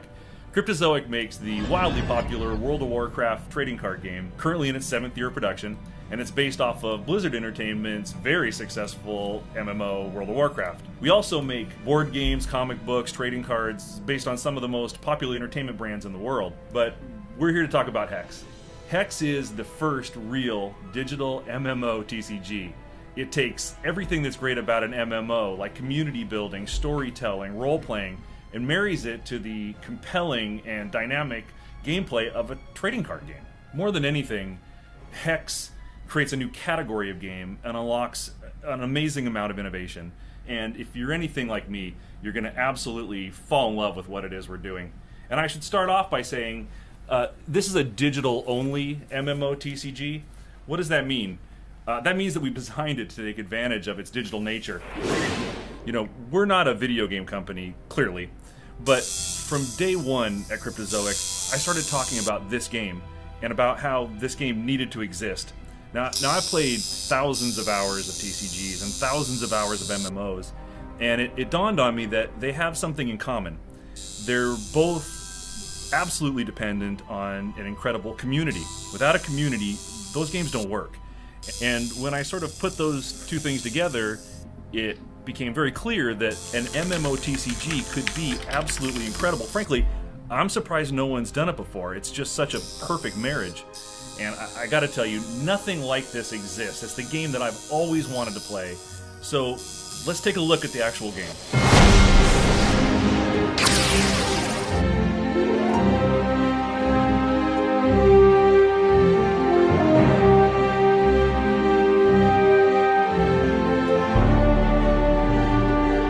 It was Corey pretending to get a tattoo, Shukadaj. Let's start with the TCG part of MMOTCG. Hex is a full-featured trading card game with 350 plus cards in set 1 alone. When it comes to the interface for this TCG, it's... Look how far we've come just in visual quality. It's the best digital right? card interface that's ever been done, and it has everything you would expect from a video game. Particle effects, sound effects. It's incredibly slick, incredibly intuitive, and I really think that anyone will be also, able to do you jump in notice that and start like this playing much of the game screen is just because of how wasted intuitive in the old they made that client? interface. Like, what is that? Beyond that, all the things you would expect from a It's like trading card 20% game of the screen. Whether that's, you know, a deck editor. So your entire virtual collection lives inside of the Hex deck editor and allows you to make any deck you can imagine. That deck editor? The only thing that's missing is sorting cards, which is, everyone knows, the worst part about having a giant TCG collection. So we also have PvE and PvP. Now, PvE is all the things you would expect from an MMO experience: storytelling, you know, raids, the ability to play with your friends and go join a guild and unlock quests. Everything that PvP can represent in an MMO, we've put into Hex as a TCG experience. So I really believe the PvP stuff is absolutely going to be amazing. Now, that's not to say that we don't have casual PvP. You know, if you want to just play with your friends, you can jump into a one-on-one game and you can play for fun or to test decks. It's absolutely friendly for the PvP one-player casual gamer as well. Now, I'm also saying that for the competitive player, we're going to have an absolutely amazing number of organized play opportunities, and that includes potentially real cash tournaments. Now, that's going to take a little It's happening time, right now. but it's definitely our goal and something that we're working on. So let's talk more about the digital part of the Hex MMOTCG, the piece that really gives us the opportunity to spread our wings and create real innovation. The first of these things I want to tell you about is socketing. So socketed cards means that there are the opportunity to put gems into the cards and fundamentally change them. So in the first set, we're going to have a number of socketed cards, and we also have, I believe, Right? 3 levels of rarity for all 5 colors, about 15 different gems. And as an example of a card that's very, very cool, we have the Master Beast Rider. Master Beast Rider is a character that when he comes into play, he gives another troop the bonus of plus attack and defense equal to his own attack and defense.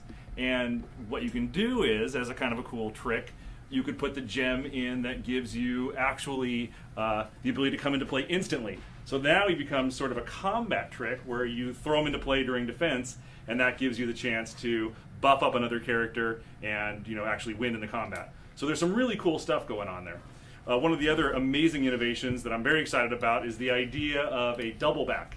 Now the double back, if you imagine a digital card, you're able to flip the card once and see its back. You're able to flip it twice and see its double back. And on the double back, you have all this great information about the card. Because they're digital, each card has a memory. They're each individuals. And so with something like the double back, we have the chance to put on achievements. And if you unlock all 3 achievements, it actually gives you an extended art version of the card. We also have an experience bar in the card, so if you've done a certain number of things enough times, it actually levels itself up, and it turns into a foil version of that card. So again, just absolutely amazing things.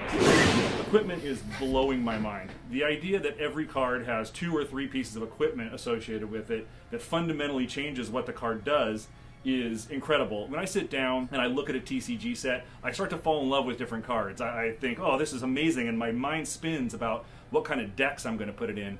But with Hex, when you sit down and look at the cards, you start to fall in love with them, and then your first question is, oh, what does the equipment do to fundamentally change this card? And we've made sure that a lot of the equipment is really bonkers and really fun and just completely wacky. And so it really does open up this space where you get to do some exciting stuff. And I think the innovation piece of this is what's going to really set this apart from everything else out there. And I've just scratched the surface. I mean, this is literally a tiny segment of all the invention we've put into this. Go to our website. I wonder if he kept the same phone number. Really dig into some of the more specifics, see some really cool examples, and I know you're going to get super excited. Well, that's it. Kind of brief overview of Hex, and I could go on and on about this game. I really can't stop talking about it. So I won't. I'm going to make 7 more videos. They're going to be directly below this one. And I'm going to drag everyone else into my office and have them talk about what they're doing on the game so you can see just how incredible it is. Was it? Now, you got to know, this isn't going to exist unless you help support it. I mean, literally, it's not going to happen unless you jump on board for this Kickstarter. So I hope I've gotten you excited enough about this product that you can see the vision, the dream of what this can be, and that you're willing to jump on board and help us get this thing made. Thank you so much for watching this video. I really appreciate it.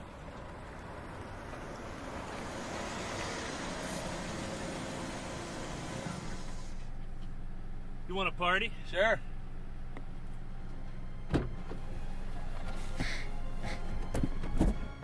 Clearly, there's nothing I wouldn't do to get this game made, and I can't stop talking about it. I'm really in love with this product. As a matter of fact, if you want to talk to me, feel free to give me a call and we'll chat about it. I hope you can see your way clear to jumping into our Kickstarter. Thanks again. Goodbye.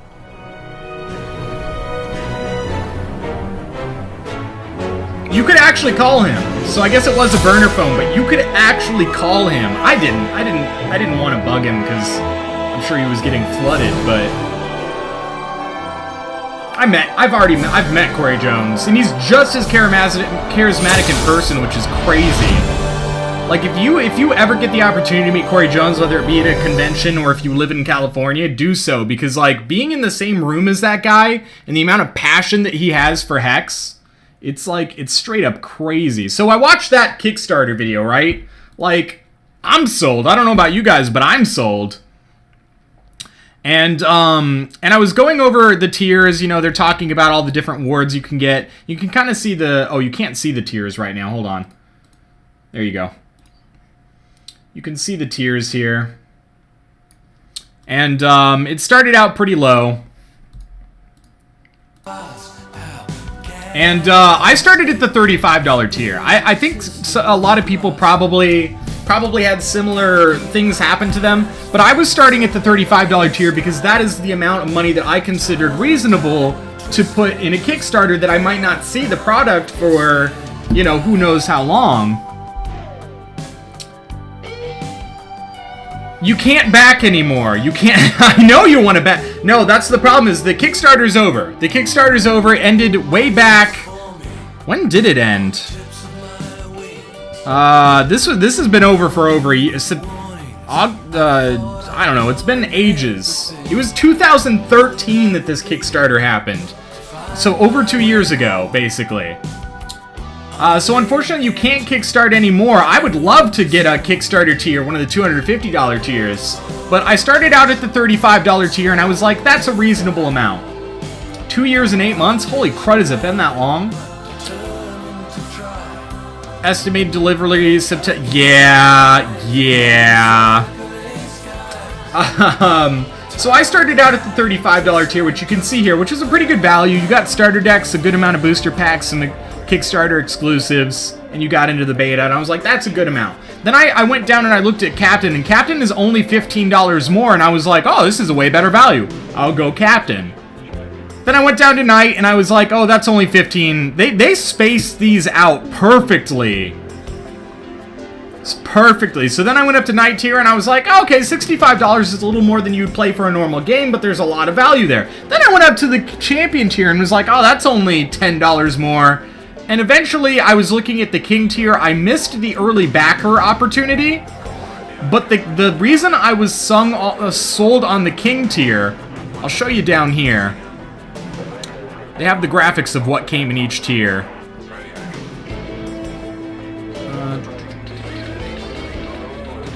Somewhere down here. Come on. Here it is. Okay. So for a Squire tier, we're at $20. You got 2 starter decks, 10 packs, and a couple little exclusives. And then because they hit some stretch marks, you got a few extra goodies. Warrior tier added a few more things and some sleeves. And you can see that each tier adds substantially more value. This is like one of my favorite sleeves. $50 tier. Where is it? I'm looking for the King tier. I know I'm kind of blowing through this. This is the tier I backed at. Let's do a better view of this. Let's do a better view of this.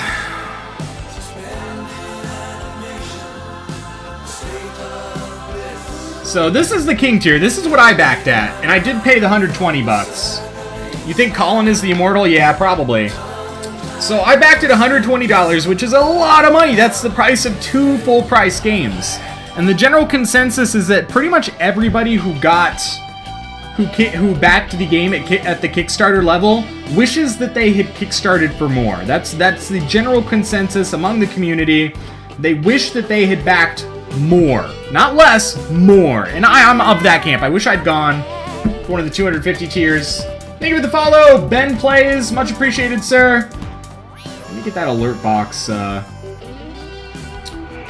Your alert, unfortunately, was behind things, but thank you, Ben Plays. So essentially, I got the $120 tier. I got all 4 of the starter decks. I got 150 booster packs, which was a lot. That is a lot. I got... What do I have so far? I think we've got the Mercs in game, but they're not playable. I've got the Alternate Art Replicator's Gambit. We don't have this yet. We don't have the Void Marauder. We don't have Prospero. There's lots of stuff here that we don't have yet. Yeah, the top tier was basically insane. But what sold me on the King tier was this Spectral Lotus Garden in this sleeve. That was what really sold me at the $120 level, because this, the garden, which is now the oak tree as of last Wednesday, is gonna potentially have a lot of really good value. Oh, I appreciate that, Chengle. 500 Grand King was a risk. Yeah, I got a lot of stuff out of my value, but I wish I had backed higher. I wish what I really wish I'd gone for. We don't have this card yet, by the way. What I really wish I would have backed at would have been Pro. I really wish that I could have scrounged together enough value for Pro. This is the Pro tier. It comes with a lot of the stuff that I had in the tier I got. It came with these sleeves, which is pretty cool. But here's the thing. Here's the thing right here. 1 free draft tournament every week for life. For life. Forever. I really wish I had that in my life. That's what I really wish I'd gotten. Because I probably play on average a good 6 to 10 drafts per week. Especially recently. Grand King was the best value if you couldn't afford it. You went Grand King and Pro. Oh. Yeah, Grand King was a really good value. You basically got all the 250 tier bonuses, but not all the boosters. Drafts are something everyone can get, though. True. But for me, from a value standpoint, this was insane. $250, you get 1 free draft per week for life. It's crazy. Yeah, Colin has a vanity card. He is the Highlands Magus, and his son is the Highlands Shinobi, and his daughter is the Highlands Black Belt. So, actually, Colin has 3 different vanity cards, but that's probably because he's, you know, he's an Exalted, and he's a really big part of the Hex community. Yeah, vanity card is pretty priceless. I'm really jealous of people who have vanity cards. I think Errant Squire has a vanity card. Do we know who all has vanity cards in the game? Collector does have, that's true. Okay, so the main benefit of the Pro tier was the 1 free draft per week for life. Raid Leader, which is kind of the one that has been less delivered, was that you get like extra loot. Actually, Raid Leader's not bad because I think you get that bonus in Arena. Collector tier. So Collector's tier big thing was 6 new alternate art PvP cards exclusive to the collective tier for life. So every year you will get six different, and I think you get 2 copies. Just for Collector tier, you get 2 copies of each. So these include alternate art Cerulean Mirror Knight, alternate art Vampire Princess, alternate art. What are all the Collector's tier AAs so far? Usually they pick really good cards, and their value is insane. A lot of times these collector cards can go for 6,000, 7,000 platinum or more. How mad are the guild leaders? I don't know if they're mad. I think they just want to get their benefit. So a single one of these cards can sell for as much as 6,000 to 7,000 platinum, which in US money is like 60 or 70 bucks. So a lot of people, if they have collector tier, some people just sell these and they fuel their playing for life, basically. Yeah, alternate art Living Totem was one. Was Guardian Angel one? That doesn't sound right. Genesis Pool Naiad? Was that one? Really? I thought Genesis Pool Naiad was, that doesn't sound right to me. Periwinkle, I think, is right. Is Genesis Pool Naiad really a collector alternate art? Because that's not that great of a card if it is. They get really sexy sleeves. An extra set of all the cards from the King level. Yeah, basically insanity. This is the grand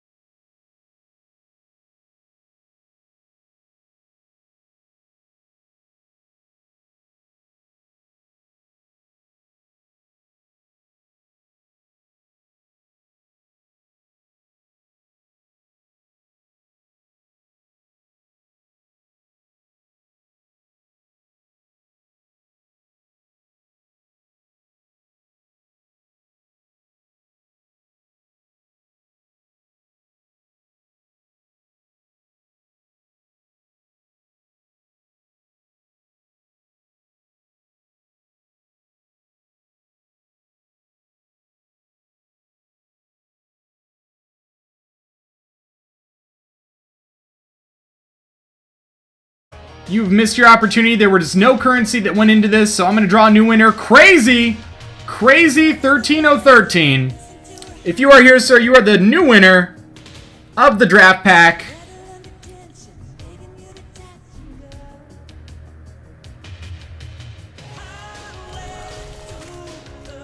Danger Zone.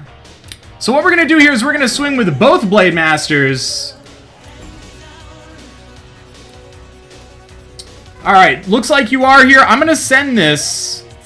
I'm going to send this directly to your Twitch mail, so let me make sure I spell this right. We've got KRAZY 13013. Okay, crazy. Make sure you check your Twitch mail, and that's where you'll find that draft pack code that you just won.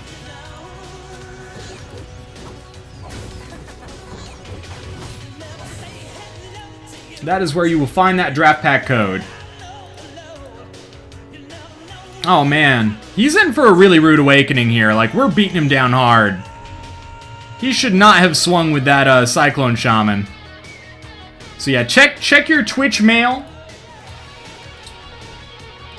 Play volleyball. Good stuff.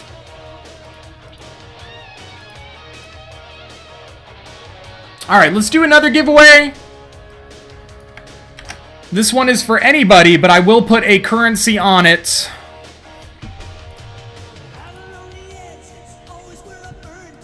This one is going to be open to everybody. This doesn't just have to be new players.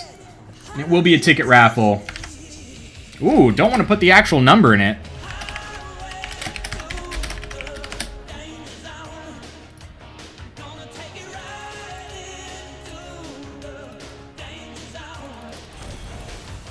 Oh, our opponent just surrendered, which kind of makes sense, given the circumstance. Kind of makes sense, given the circumstance.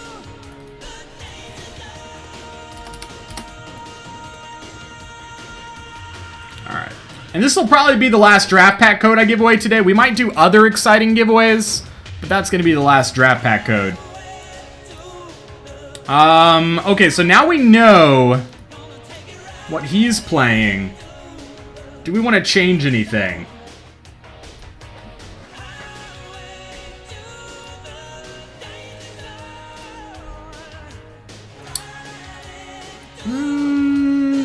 All we know is that he's got Sapphire and a lot of flight. I think we might actually be okay with the way that we have it set up now. We don't have a Vine Lash, which would have been really nice. I think we just leave the deck the way it is. I think it's fine. Oh my gosh. All the ticketing. All the ticketing. There's like a half-hour timer on this, guys, so there's no rush to get in it.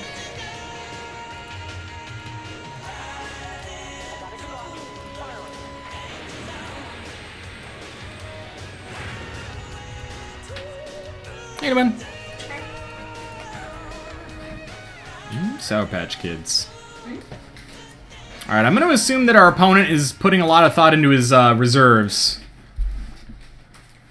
We've got a really strong deck, especially with the double Periwinkle setup.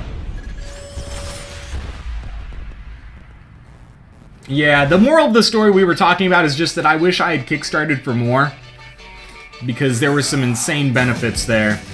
Looks like we actually have some mail, so I'll have to check that after this this matchup.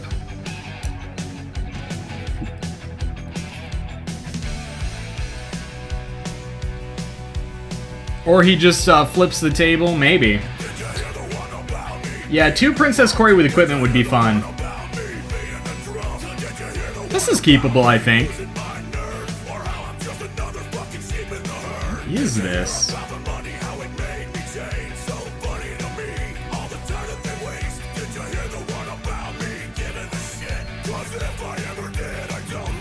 I both like and dislike this song at the same time. I guess we do Drummer Duelist Blade Master.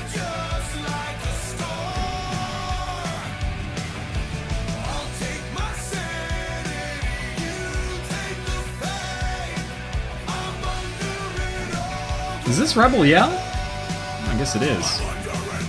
Ah, he's got Diamond! Okay, interesting. He's a Sapphire Diamond deck that made it to the finals. Props to him. That's a combination that does not usually do super well in Set 3 Limited.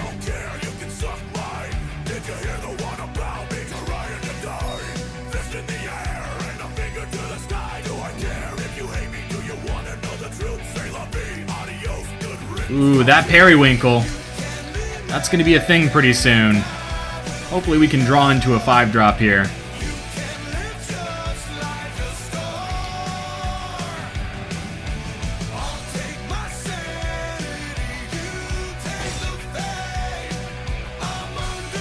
I don't even recognize the song, no.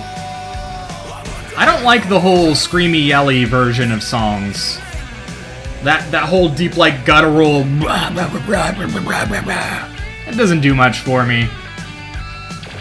I had a friend who was in a band and they did that in some of their songs and I didn't care for it. Ah, Cripple on the Blade Master is kind of rude. But I guess it could be worse. Yeah.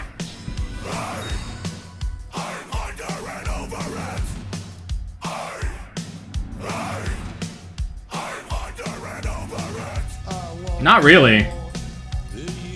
I apologize if I should recognize it, but I really don't. We're getting towards Gigantosaur. I feel like putting Periwinkle down could be slightly risky. I think it might be better to just pump Blade Master and swing with everything. Well, no, I mean swing with Duelist and Drummer at least.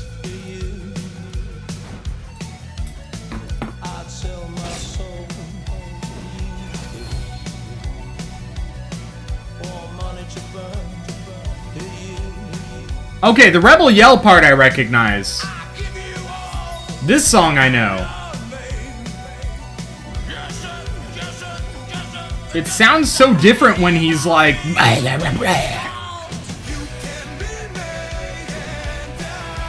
That part I got.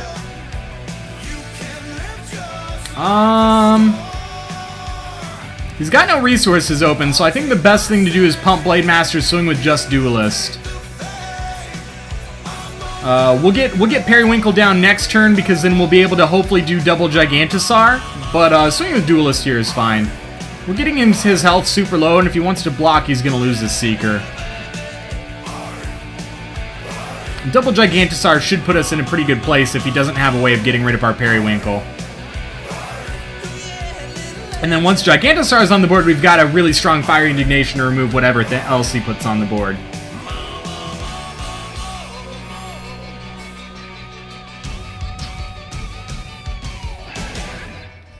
Yeah, I like Billy Idol. I don't really care for the guttural, screamy stuff. Some personal preference.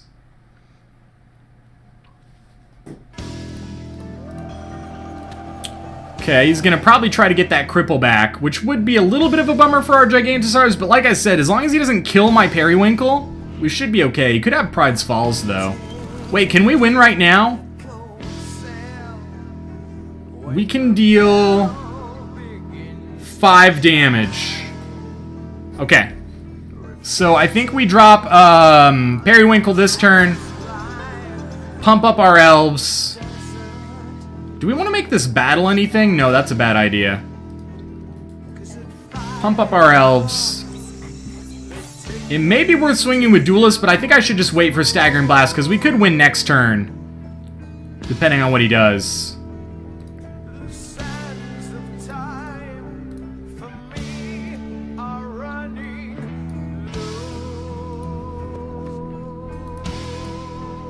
What is the deck you will take into your first dungeon run? The better question is, what race and class are you going to choose? Because you're not going to be able to make whatever deck you want. There will be restrictions when you start PvE. You can use cards from your collection, but you can't just slap every rare and legendary in there that you see fit. So the better question is, what is your class and race going to be? I'm probably going to do either a Necrotic Rogue or a Necrotic Ranger if Ranger is an option. But I kind of want to see the talent trees to make my final decision. Which I think is understandable. Alright, we should win next turn. We should win next turn regardless of what he does on his end of the board. We're good now. And let's see Pride's Falls. Yeah, we're good. Venom Rogue, interesting. Yeah, Ranger is the class that I tend to like in a lot of RPG type games. So I'm thinking, but Necrotic is probably my favorite race, so I'm gonna see if Necrotic Rogue or Necrotic Ranger makes sense.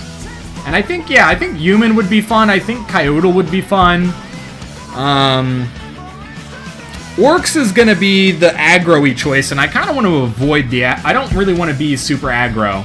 I want to enjoy my first dungeon playthrough. I don't want to stomp through it. Shinhair Rogue, that could be fun.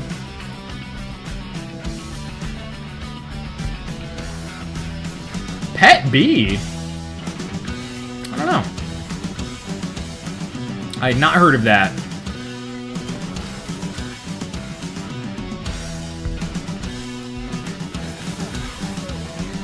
So he can still block with the Shaman, so we don't have a guaranteed win here.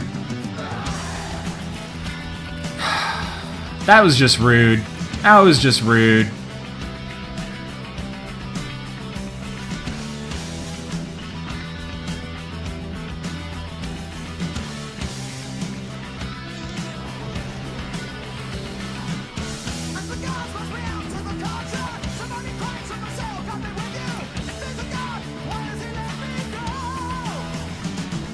Not really concerned about the damage he's doing. We're going to get him eventually. He's going to be down to 5.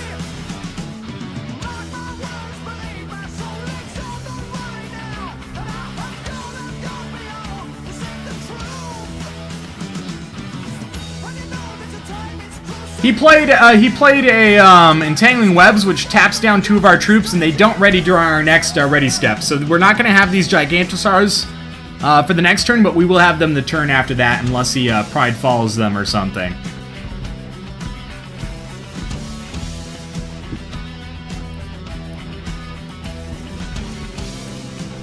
Another Sacred Seekers. Wow, he seems to really like those.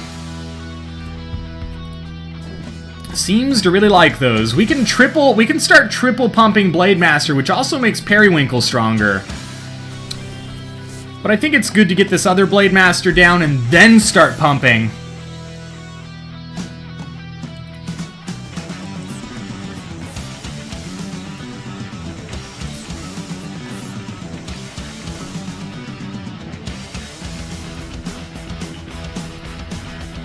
I hope he doesn't have another Entangling Webs. That would be annoying, because he is putting more and more Spiraling Eggs in our deck. He doesn't have a whole crud ton of them.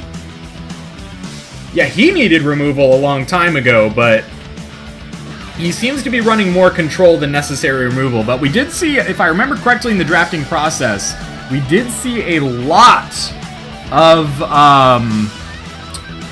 Pride's Falls go around.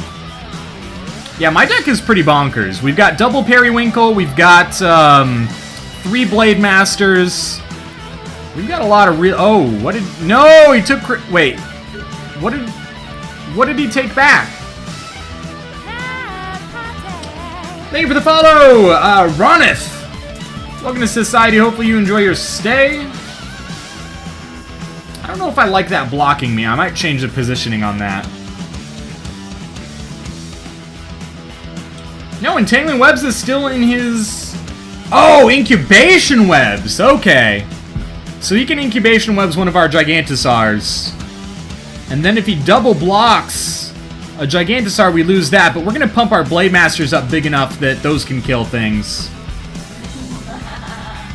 Oh god, Shukadao showed you the... I just like the cat one.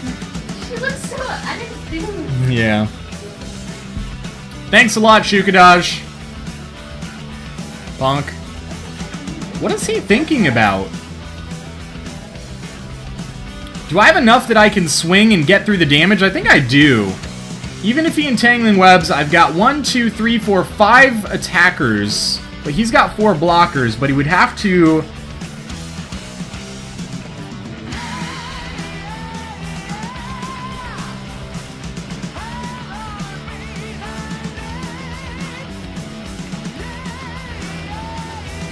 Too many webs.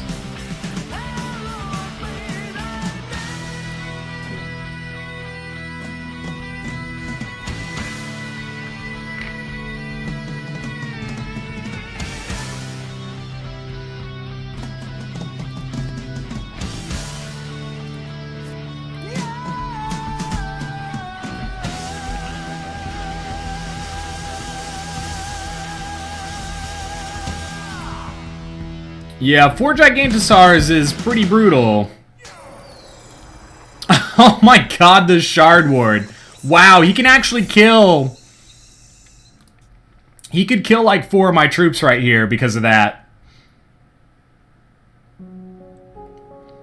He can kill my Blade Dancers, he could kill my Periwinkle, and he could kill my Storm Drummer, and he won't take any damage. But that only buys him 1 turn. Well, not necessarily, because now he can block all the Gigantosaurs, right? He's buying himself some good time, but he's not really doing damage to us.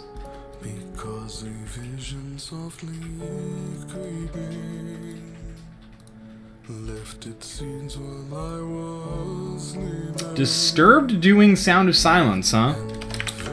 We do have that draft pack code giveaway still going, guys. Anybody can enter, but there is a maximum of 5 tickets. Lots of people have already entered. Just so you're aware. Everybody in the channel, when we hit 100 viewership, did get 10 extra back coins. So... Wait, does he not...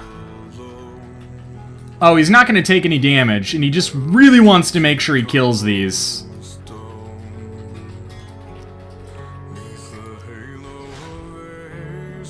Wait, he picked Wild. He picked Wild. That's right. He couldn't pick both shards. Okay, that worked out okay. We got to kill some of his troops. Oh, thanks, Shu. That's what my wife was giggling about a minute ago. She likes the cat one. Today, I scooted my keyboard forward, and Lucy was sitting right here, and she was staring at the mouse, so I was moving it, and it looked like she was looking into the webcam and, like, looking around. It's kind of cool. He's getting Incubation Webs to Gigantosaur, which is not surprising. Our main hope now is that he's not going to hit too many eggs. If he doesn't hit a whole bunch of eggs, we're going to be in a pretty good place.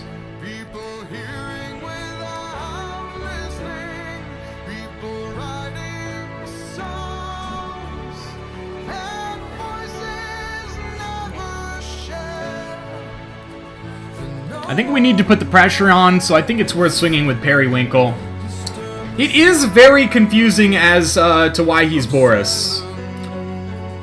It is very confusing. Maybe he has some bigger troops we're not aware of that would actually really mess us up.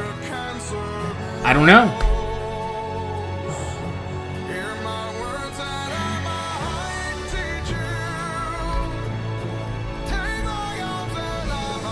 What else would you be in Diamond Sapphire? I would probably be more likely to run... I don't know, that's a good question. It's a good question. Yeah, considering he has double webs, Ozen would probably be okay. And there we go. I think that was us winning the entire draft there, guys. We get, oh, nice. We get 5 armies of Myth Booster Packs, a Primal Pack, which there is a 2% chance that every new pack that is made will also make a Primal Pack. We get a tournament ticket, we get a Rhythmic Spiritualist, 2 Periwinkles. Value, value, value for days. Yeah, we've been doing pretty well with Primals lately. We might actually give one away after the draft pack.